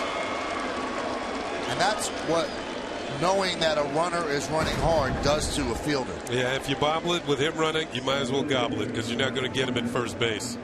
Ball hit hard, comes up on Nunez, and again, Michael, you said you see Trout gets down the line. He's one of those guys. I didn't play first base very often, but when I did, some of these guys you can just hear. They feel like horses grunting, coming at you, running hard.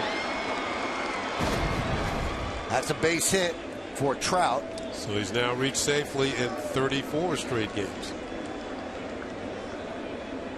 And he might not be finished. He got 26 steals and only been caught 4 times.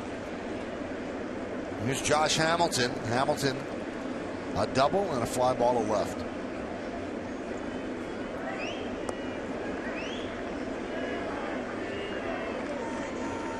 Trout, such a great player, and he's going to be great for a long time if he stays healthy. And the Yankees were all over him coming out of high school. And they had the next pick in the draft, and the Angels grabbed him. They did not. The Angels had 2 picks in a row. And the first pick, they took a high school outfielder. So the Yankees got all excited. There's no way they're going to take 2 high school outfielders in a row. So they were ready to take Trout. They had scouted him. They knew him. They thought he was going to be great. And then they took Trout too.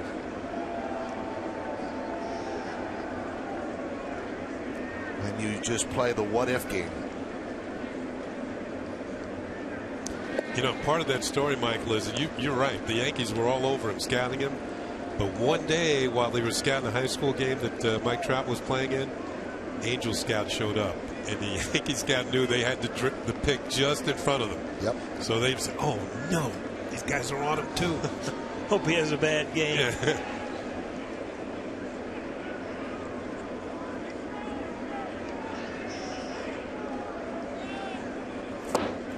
Oh, and 2.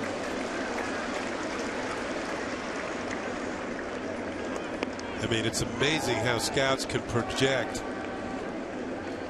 youngsters in high school when they're 16, 17 years old or in college. They have to project down the line. Right. They have to see, you know, maybe this kid's going to get stronger. He's already pretty fast. He's going to get stronger. He probably didn't have certainly didn't have the type of power he has now. No. It's an inexact science. It's it's like it's taking a kid and judging where their ceiling is. How good can they become? They might not be there yet. Sure, there's the Strasburgs out there and the Bryce Harpers and the Mike Trouts, but there's also some kids that are 20th round picks that become all-stars, and those kids are it is an art. But it's funny, a lot of those scouts have done it for 40 years. It's not. You see the same guys at those high school games that have been doing it for years and years. When Hamilton, I believe he's from North Carolina, they said when Hamilton came out of high school, he was the best prospect they ever saw. Yep. And the Rays made him a #1 draft pick. Then the Devil Rays.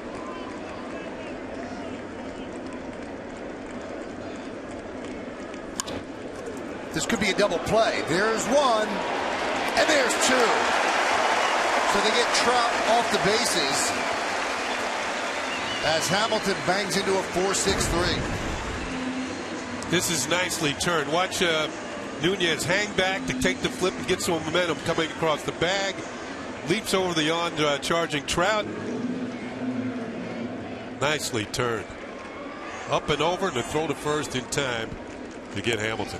Kuroda did a good job by changing his times to the plate, keeping Trout where he is, and you're right. That's a good defense for the shortstop. You get some momentum and you get that ball back. Trout has to get down. You can get over him. Grounded right side. Grabbed smoothly by Cano, and that'll do it here in the seventh. 7 outstanding innings for Hiroki Kuroda. No runs a hit, no errors, and nobody left on base. At the end of 6.5, it's time for the 7th inning stretch here at Yankee Stadium. Yankees 1 and the Angels nothing, but we'll stay right here to honor America in the Bronx. And please direct your attention to the area behind home plate. And welcome to honored guests of the New York Yankees. New York Air National Guard Senior Master Sergeant William Hayes, who served in Operation Enduring Freedom, and United States Marine Corps Captain Craig Tooker, who served in Operation Iraqi Freedom. The Yankees say thank you for your sacrifice and service to our nation. Now, ladies and gentlemen, please join in Kate Smith's rendition of God Bless America.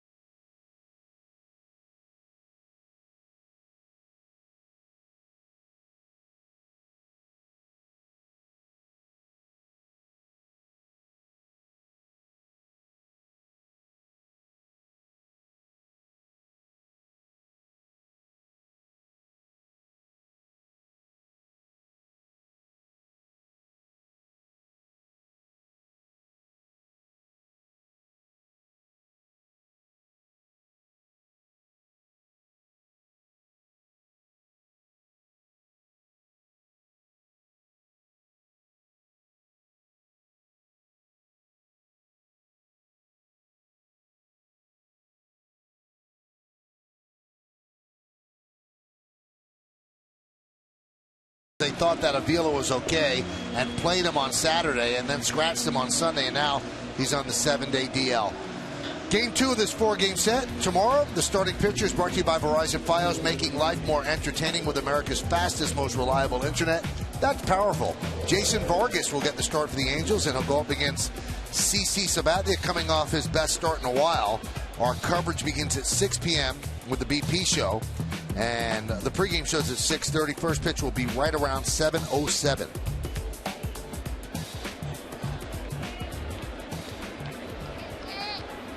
All right, so Overbay will lead off against Richards,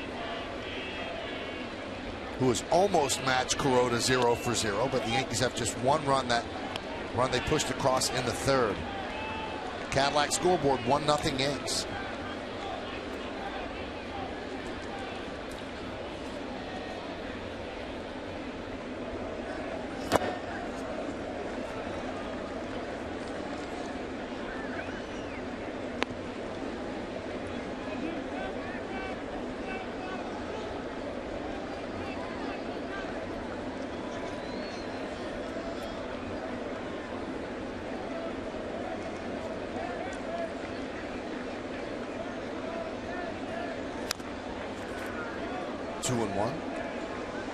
This copyrighted telecast presented by authority of the New York Yankees and may not be reproduced or retransmitted in any form, and the accounts and descriptions of this game may not be disseminated without the express written consent of the New York Yankees. The Yankees have 6 hits in the game, and only one inning did they put 2 hits together, and that was in the third, and that was the inning they scored. The 2-out single by Brett Gardner, who lately has been Mr. Clutch.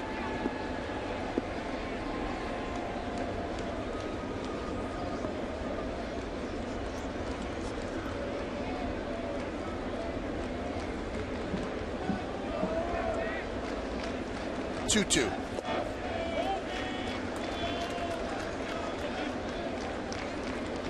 And the count 3-2. Now he's shaking his arm. He also came off the mound in an awkward way. But no one from the Angel dugout coming to take a look.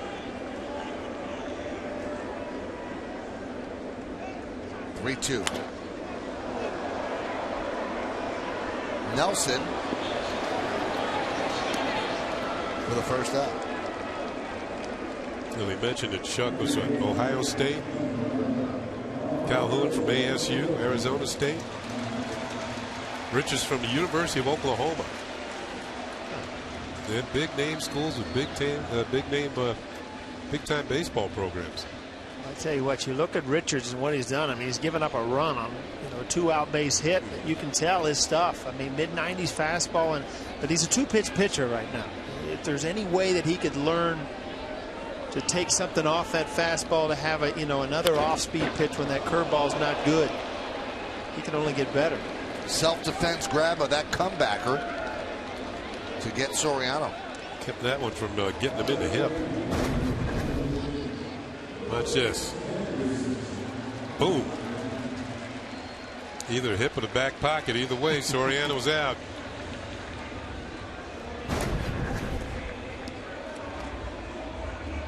You get on teams that are used to winning. You're down 1-0. You just know in the back of your mind it's a matter of time before we win this game, and then vice versa. You get on a team that's used to losing, like the Angels have been recently. You get behind a run and it's just like, here we go again, and you've almost taken yourself away from how close this game is. It's 1-0. Now it's 2-0. See ya. A long shot into the second deck.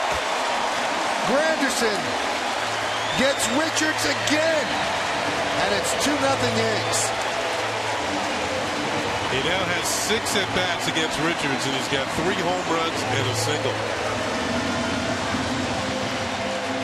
Again, that he's been hit when he gets his fastball up in the zone. To replay on this, and I would have bet that it's a fastball that got up. Right over the middle of the plate and hit the middle of the barrel. Do you like how I set you up for that, Michael? Right on cue, right? That was right down Granderson Avenue.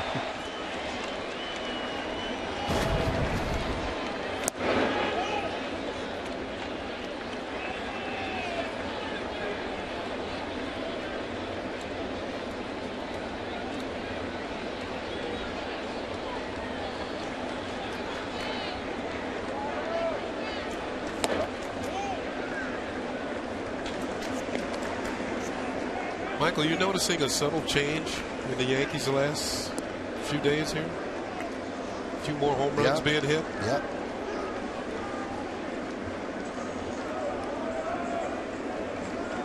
I think it's a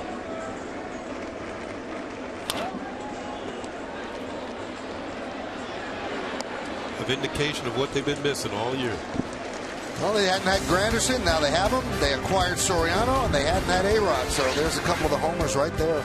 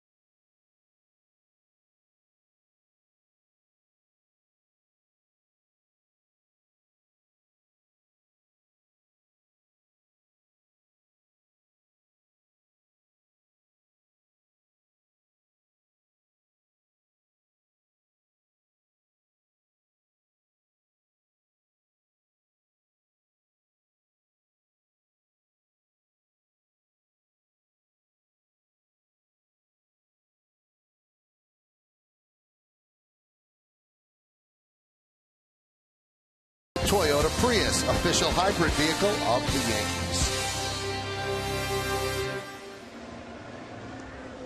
When we go to the 8th inning, it's 2-0 Yankees after the long home run by Granderson. Kuroda has allowed 5 earned runs in his last 47 innings pitched, and that's good for a 0.96 ERA.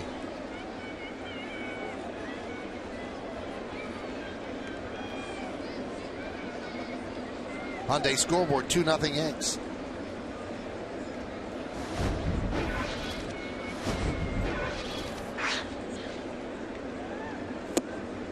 There's a strike.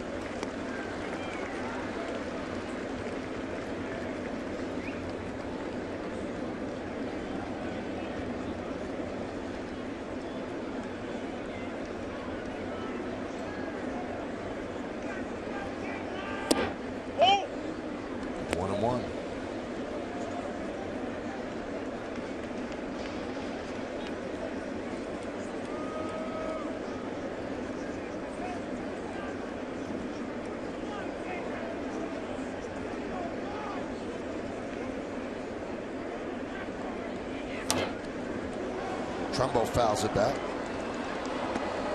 You know, if you're an Angel hitter coming to the plate, every time you get 2 strikes, you got to have that splitter on your mind. And the thing about the splitter that Kuroda throws, when it comes to the plate, it looks like it's going to be a strike. And then just before it gets there, it just drops straight down like a trap door that disappears.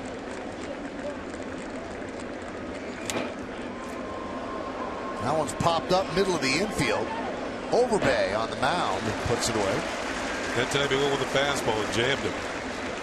That's the thing. I mean, you look at that; it's 93. So it's hard enough when you've got that split finger and that slider in the back of your mind to get in on you. The ball's actually out over. It just can't. It's got that movement in where it gets jammed again. Tell you what, I've been really impressed with Kuroda tonight. Just the control he has over both sides of the plate, in and out.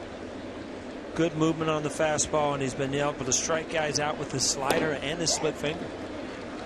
He's jumping ahead when counts too. That helps. Hitters immediately become more defensive. This is where you don't want to be. Yeah, but I mean, you see the movement on that ball. That ball went from the middle of the plate all the way in, off the plate, and it just, he's got a. This is a pitch that looks like a strike, and you see it just keeps running in. There's nothing you can do as a hitter other than foul it off or beat it off your foot. Nelson swings and misses. That was one of the mistakes that you haven't seen all night. He actually hung that slider, but it was, you know, such a different area of the plate. That ball's just up, spinning, but off speed and away. 16 of the 25 hitters have seen a first pitch strike, and Paul's right. After everything in, this is the way you can't guard both sides. You know, you might as well look down the middle with 2 strikes. 7 strikeouts now for Kuroda.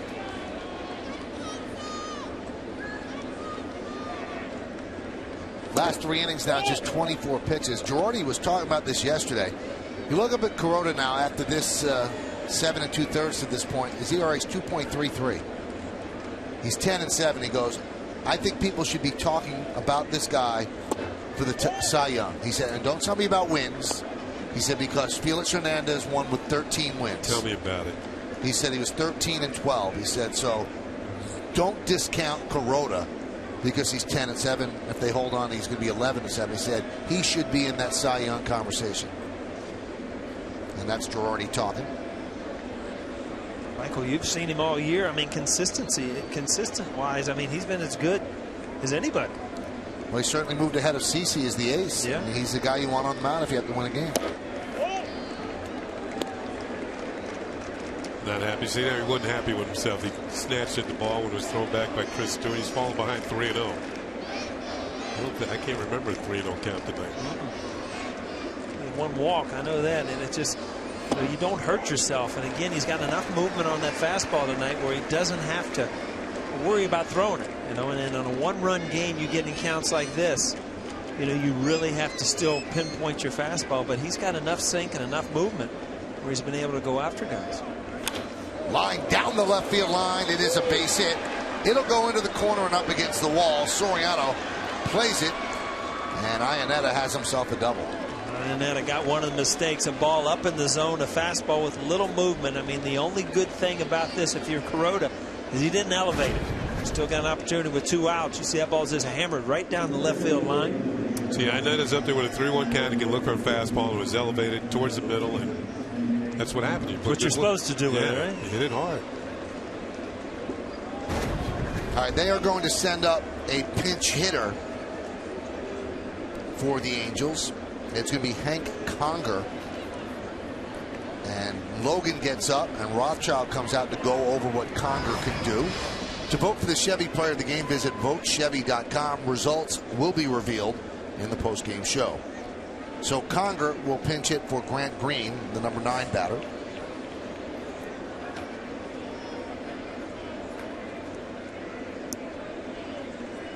Conger is a catcher by trade and a switch hitter. Although he only has 2 hits batting right-handed this year. He doesn't hit very often right-handed.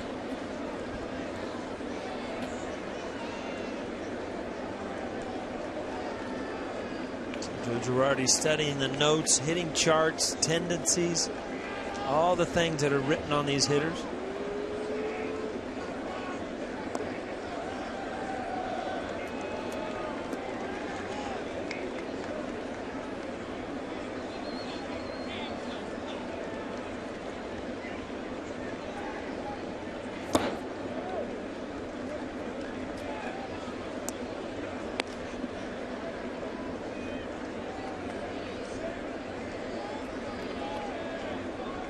And one of the things Larry Rothschild told him, you know, he's a first fastball hitter. Well, he started him off with a split finger, 86 miles an hour out of the strike zone.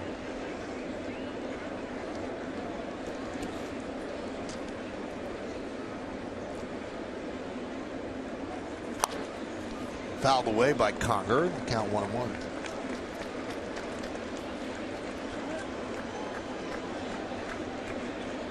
This is when you're pitching and you realize, you know, how important every single pitch is. 2-0 game.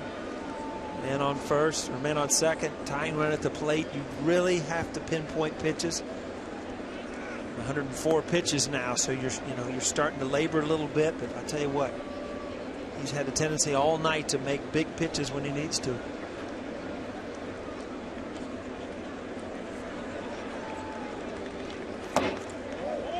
Being very careful with Conger in the count 2-1. And Stewart wants to talk with Kuroda.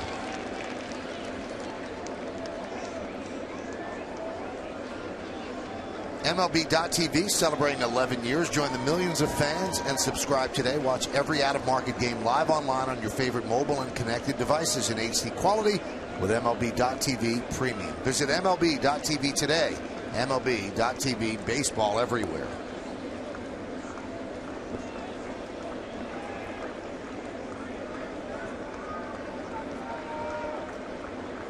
Two one.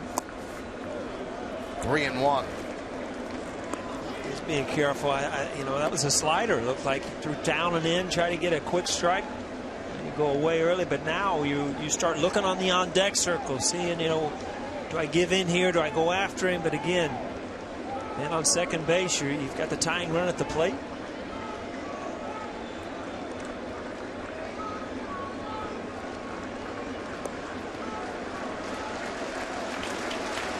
Runner at second, 2 outs, 3-1 count on Conger.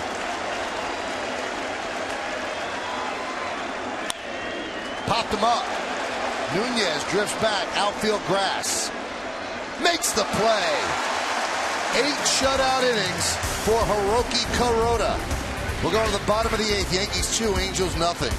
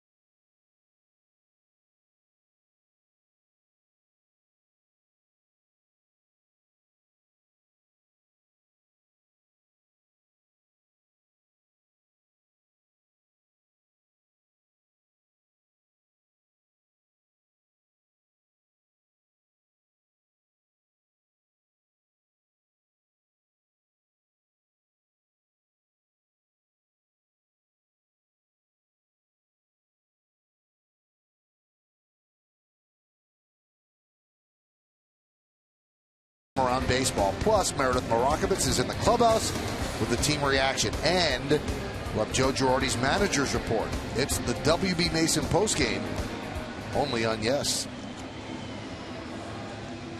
Coney making a cameo tonight, or does he do some studio work? He does some studio work. Yeah. Coney does it all. Fills in, does everything for everybody. Everything. And does a great job at everything. Well, this young man's done a real good job. Held the Yankees to 2 runs over 7 innings. Well, we had mentioned he's pitching to a 2.50 ERA in his last 3 starts. It's a good name for an infielder, Tommy Field. Tommy Field's in the field. Yeah. Takes over at second. Let's manage ahead, guys, because that's what Joe Girardi has to do. Mariano has blown 3 straight saves. The pitch count on Kuroda is certainly not exorbitantly high. Do you bring in Mo? Well, I tell you what, in my mind, Kuroda missed with a couple pitches late in that inning, and he hadn't missed all night. He's getting a little tired. He's at 107 pitches right now. You would think if you're definitely bringing in Mo, he's warming up right about now. Hyundai scoreboard 2-0 Yankees. Grounded to third, Nelson to Trumbo. 1 out. Usually Mo starts an inning clean. Yep. Nick Morande. I would say at this point, Kuroda's going out there. Well, the only guy on the mound right now is Boone Logan. There's a lefty that's going to lead off. If they don't go to the bench, that's Shuck. 2 of the 3 are left-handed hitters next to him.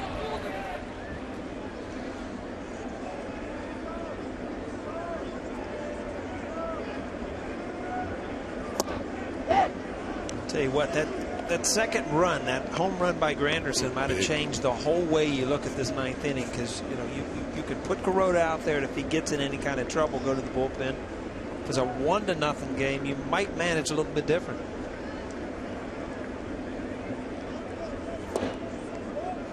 Now it's a little strange though, because Joe's not going to lose faith in Mariano after 3 games, and he even said yesterday when asked, he didn't forget to pitch in a week. But every day of the week that ends in Y, where Mo has not pitched 2 days in a row, he would be coming into this game if Kuroda's coming out. Bunted foul.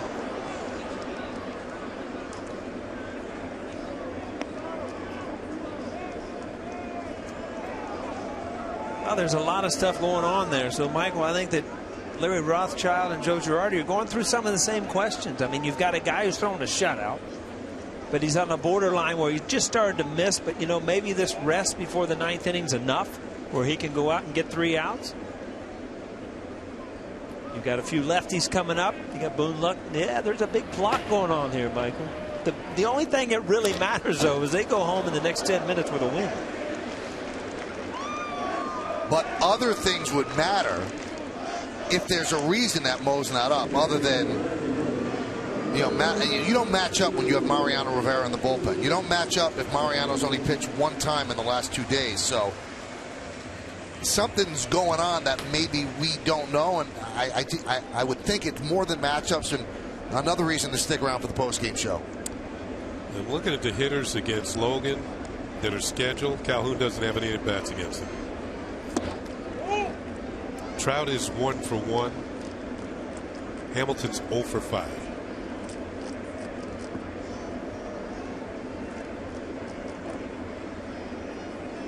Trout has never had an at-bat against Mariano. Calhoun, of course, not. And Hamilton is 1 for 5. Now, if you let Kuroda finish it, you can say, listen, he was pitching great. Yeah. That was our best option. But you'd still have Mo up just in case somebody got on. So now the 2 guys up are Logan and Robertson. See, that's the difference between you and me, Mike. What's that? Now we have to stick around to find out what the difference Exactly is? Exactly, right. Wow, there's Take a break. tease. I'm going to let you know. All right, we'll see how this 9th inning plays out as the Yankees try to hold on to a 2-0 lead.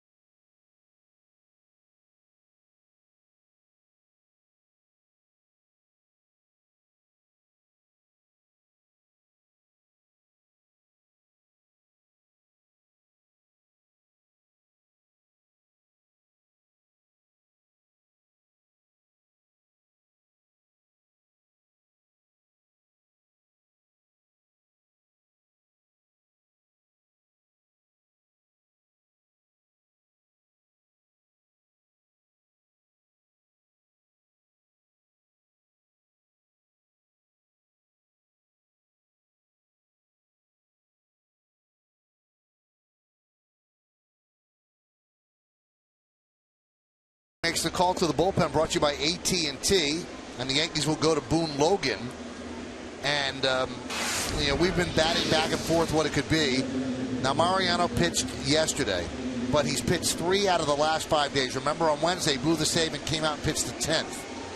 He threw 31 pitches, 2 innings on Wednesday. He was off on Thursday. Friday he pitched. He threw 27 pitches and blowing that save. Saturday he was off. And then yesterday he pitched the 9th inning, actually got the win, and threw 23 pitches. So what was your theory, Paul? Well, my theory just got blown up because we know who started. I was going to say, well, as the media and Joe Girardi said, Kuroda went through it, that would have been enough for me. But right. You would have said, no, but you had Logan and Robertson up. Why didn't you have Mariano? See, so you were digging for the story. I think it's a cumulative number of pitches. Absolutely. It's not the right. appearances. It's the number of pitches that he's thrown that he's going to give him a rest.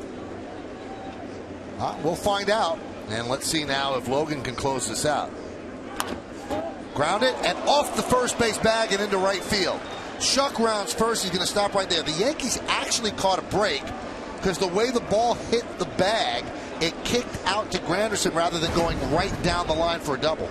I'll tell you what, Shuck gets around it out front a little bit, but you're right, Michael. It hits the base and bounces back, and Shuck makes a good decision here. You're down 2 runs. Don't force it.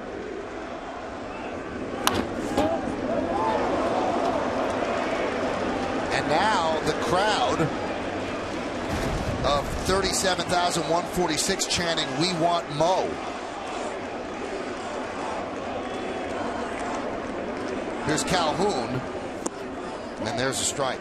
There's a good breaking ball there by Logan, and that's so important for him to be able to throw that first pitch strike where lefties, just can't sit on fastballs.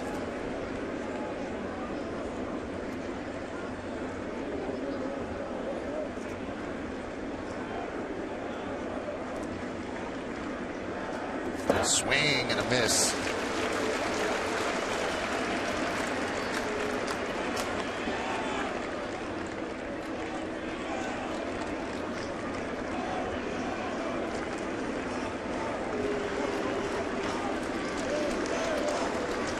Robertson continued to warm up. I got a feeling that this is going to be Boone Logan's last man. No doubt. With Trout coming up next. The 0-2. Calhoun's seen nothing but breaking balls. Good breaking ball to start off the count. It went off the plate, then he went back to it.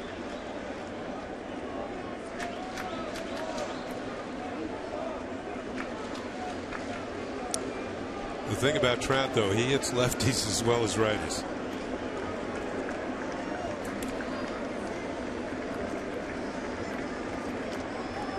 The 0-2.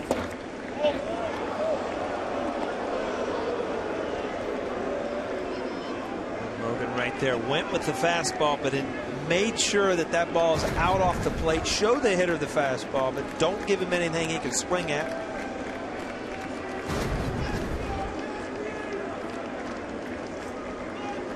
Back to the breaking ball, Kenny. Oh, here we go. Yep.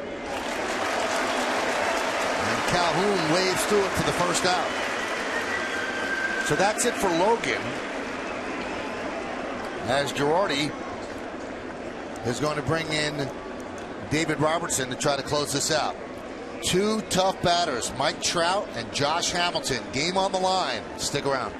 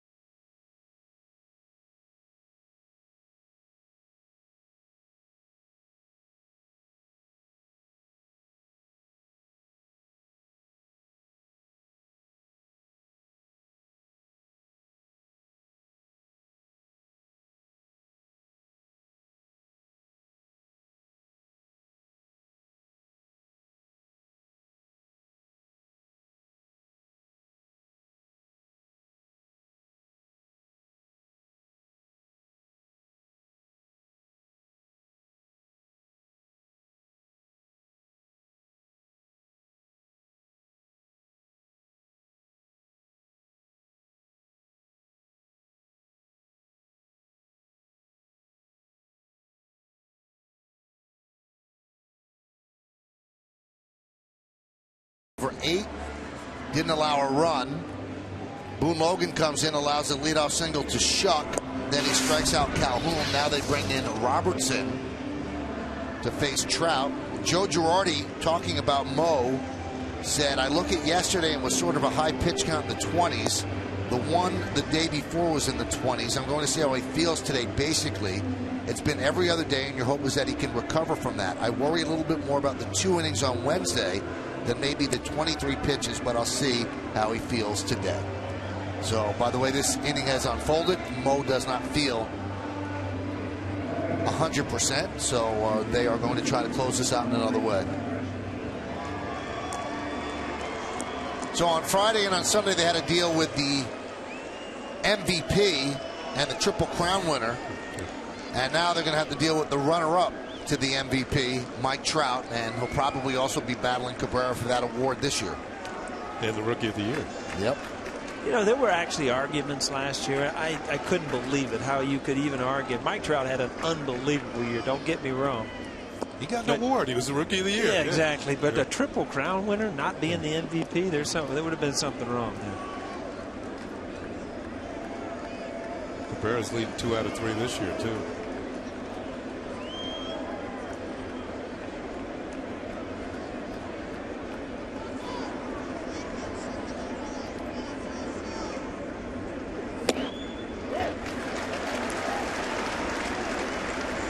Well, Trout's a favorite of the sabermetrician crowd because they think that he does more for a team because of his stolen bases and his defense. And he does in that regard. Than Miguel Cabrera.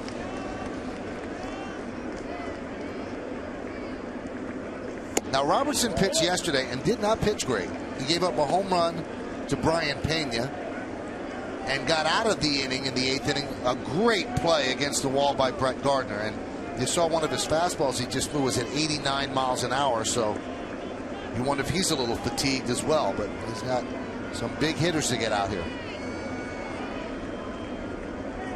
2-1. There's a strike. 2-2. Smart pitch there, kind of like threw a cutter there, had a little movement on it.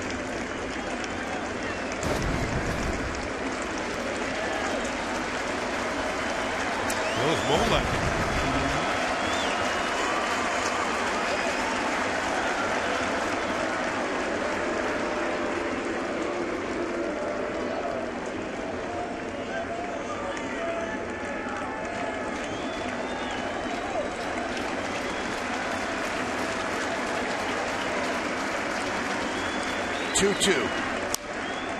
Fouled away.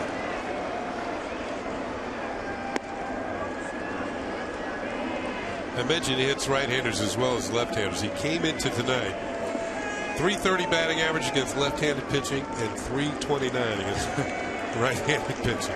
About as even as you can get. We covered a curveball right there, right on the outside corner.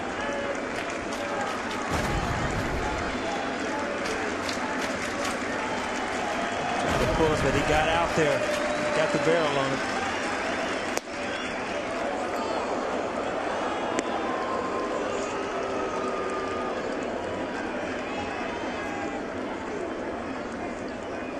Robertson is going for his 6th career save. The last one he had was September 20th of last year against the Blue Jays.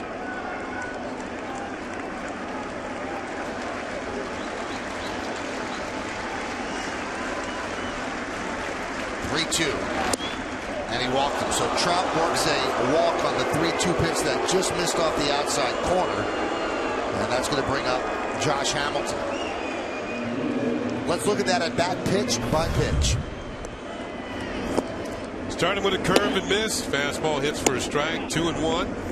That cutter hit, even things up. That was a tough pitch. Trout spoiled it.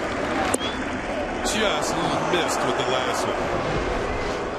Back to that cutter. I think he knows he doesn't have his really good fastball tonight, so he went for a 3-2 cutter just off the outside corner.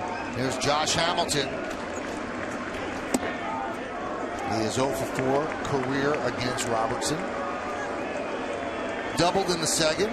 Fly ball to left in the 4th. A 4-6-3 double play in the 7th.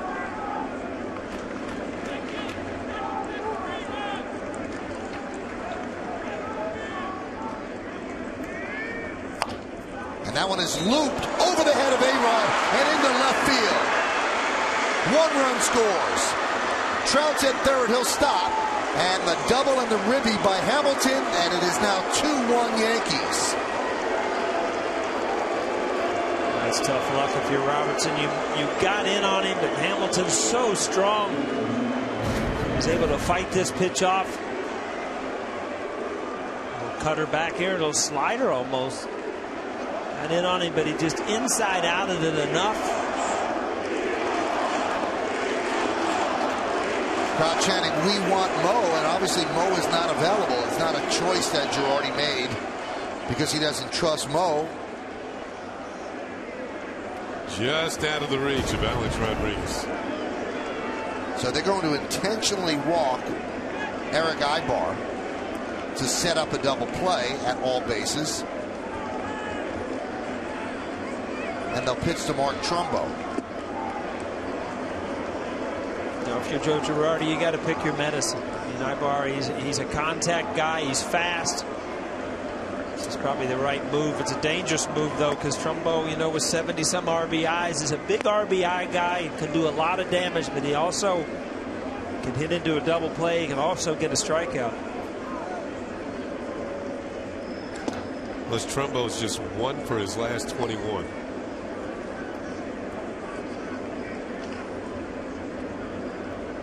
And he is grounded into 12 double plays this year. So an intentional walk to Ibar to load the bases. And they will hope that Trumbo wraps into a double play. And that allows the infield to back up in double play depth rather than have Ibar slap one through a drawn-in infield.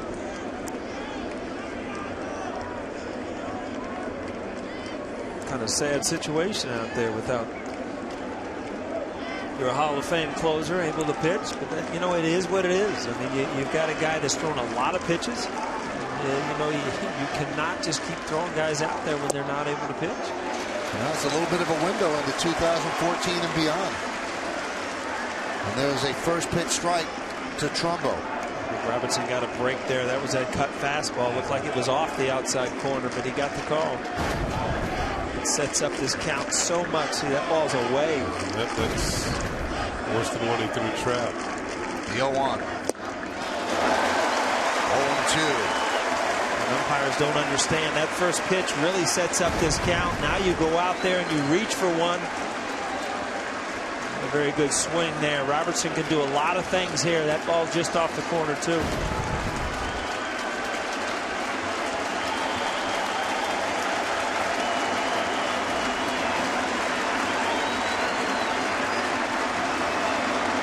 He struck him out.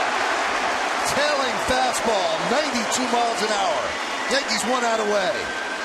Well, Mark Trumbo has now struck out a major league high 36 times on 3 pitches. Wow.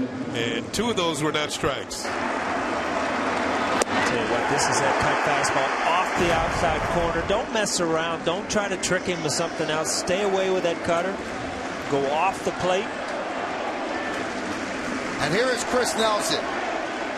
He was a Yankee earlier this year, one of their 9 third basemen. Game on the line, he's at the plate. And that gets away from Stewart, but not far enough away for Trout to attempt it. Looks like Robertson has settled in and figured out that cutter tonight is his pitch. He's staying with that cutter to righties off the outside corner. Threw one curveball to Trout, which he fouled off, and his fastball has been in just above 90, not overpowering.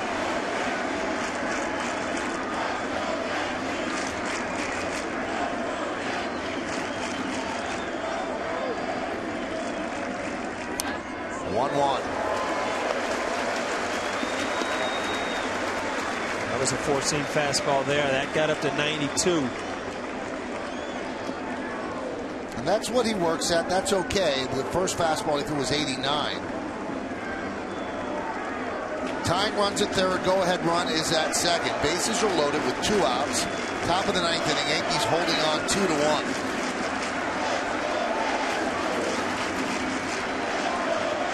0-1. There's that cutter that misses in the count, 2-1.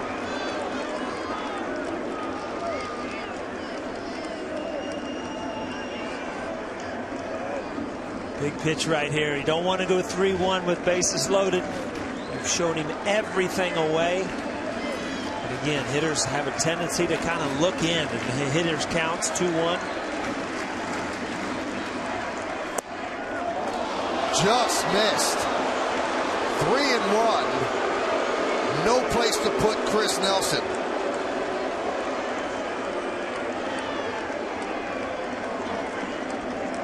Well, this is where you make a pitch. I mean, you've got to come in off the corners. You can't rely on the umpire here. You've got to go after him. If he hits it, hope he hits it at somebody. Grounded foul, so now it comes down to a 3-2 offer.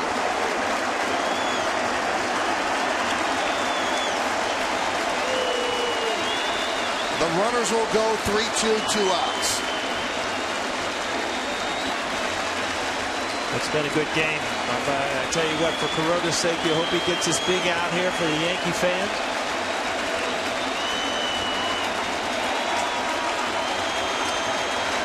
If I'm Nelson, I'm not taking anything close. Nope. You better swing. It's been 50-50 this ninth inning. There's no doubt about it. That outside corner's been moving. He got him. Ball game over. Yankees win 2-1. The Yankees somehow get it done without Mo. And that home run by Granderson turned out to be the difference in this ball game. Kuroda pitched beautifully. Robertson nails down the save. And the Yankees win the first game of this 4-game set. Robertson got a break here. He got a fastball up out of the zone. He ended up swinging through it. Would have been ball 4. But every once in a while in a big situation, you see Nelson leave the zone.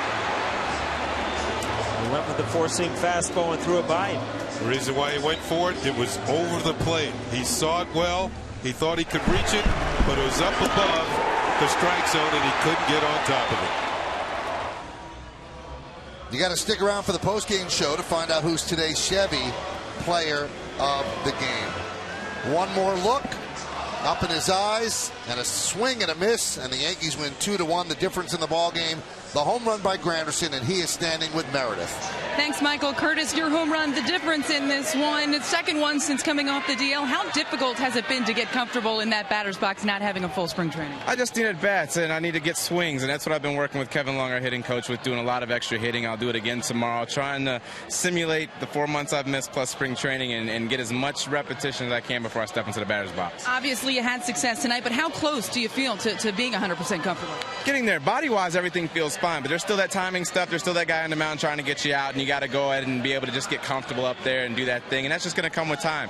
It could take one swing, it could take one game, but I'm still up there battling it. You look at this team now, you guys have won 3 out of your last 4. Brett Gardner, obviously a huge part of it, but the team as a whole, how much confidence are you guys playing with right now? It's great. We got to look at one series at a time. You know, we got a tough offensive team over here, and Kuroda pitched an excellent game for us, and to pick up the first game of this series is key. Now let's see if we can go ahead and finish off the series. You mentioned Kuroda. He's allowed just 5 earned runs in his last 48 innings pitched. How impressive was he once again tonight? Looks amazing. Working fast, confidence. When he gets himself into a situation, whether there's runners on or falls behind, he just stays within himself and delivers the next pitch to get himself out of it. Curtis, thanks for the time. Congratulations on the win. No problem. Thank you. Michael, we'll send it back up to you and the guys. All right, thank you, Meredith, and thank you to Curtis as well. So Curtis's home run in the 7th inning with 2 outs. That's the difference in the game. It made it 2-0 at the time, but in the 9th inning, Angels score 1 run on 2 hits, and they leave the bases loaded. Yankees win 2-1. We'll be back to set you up for a big postgame.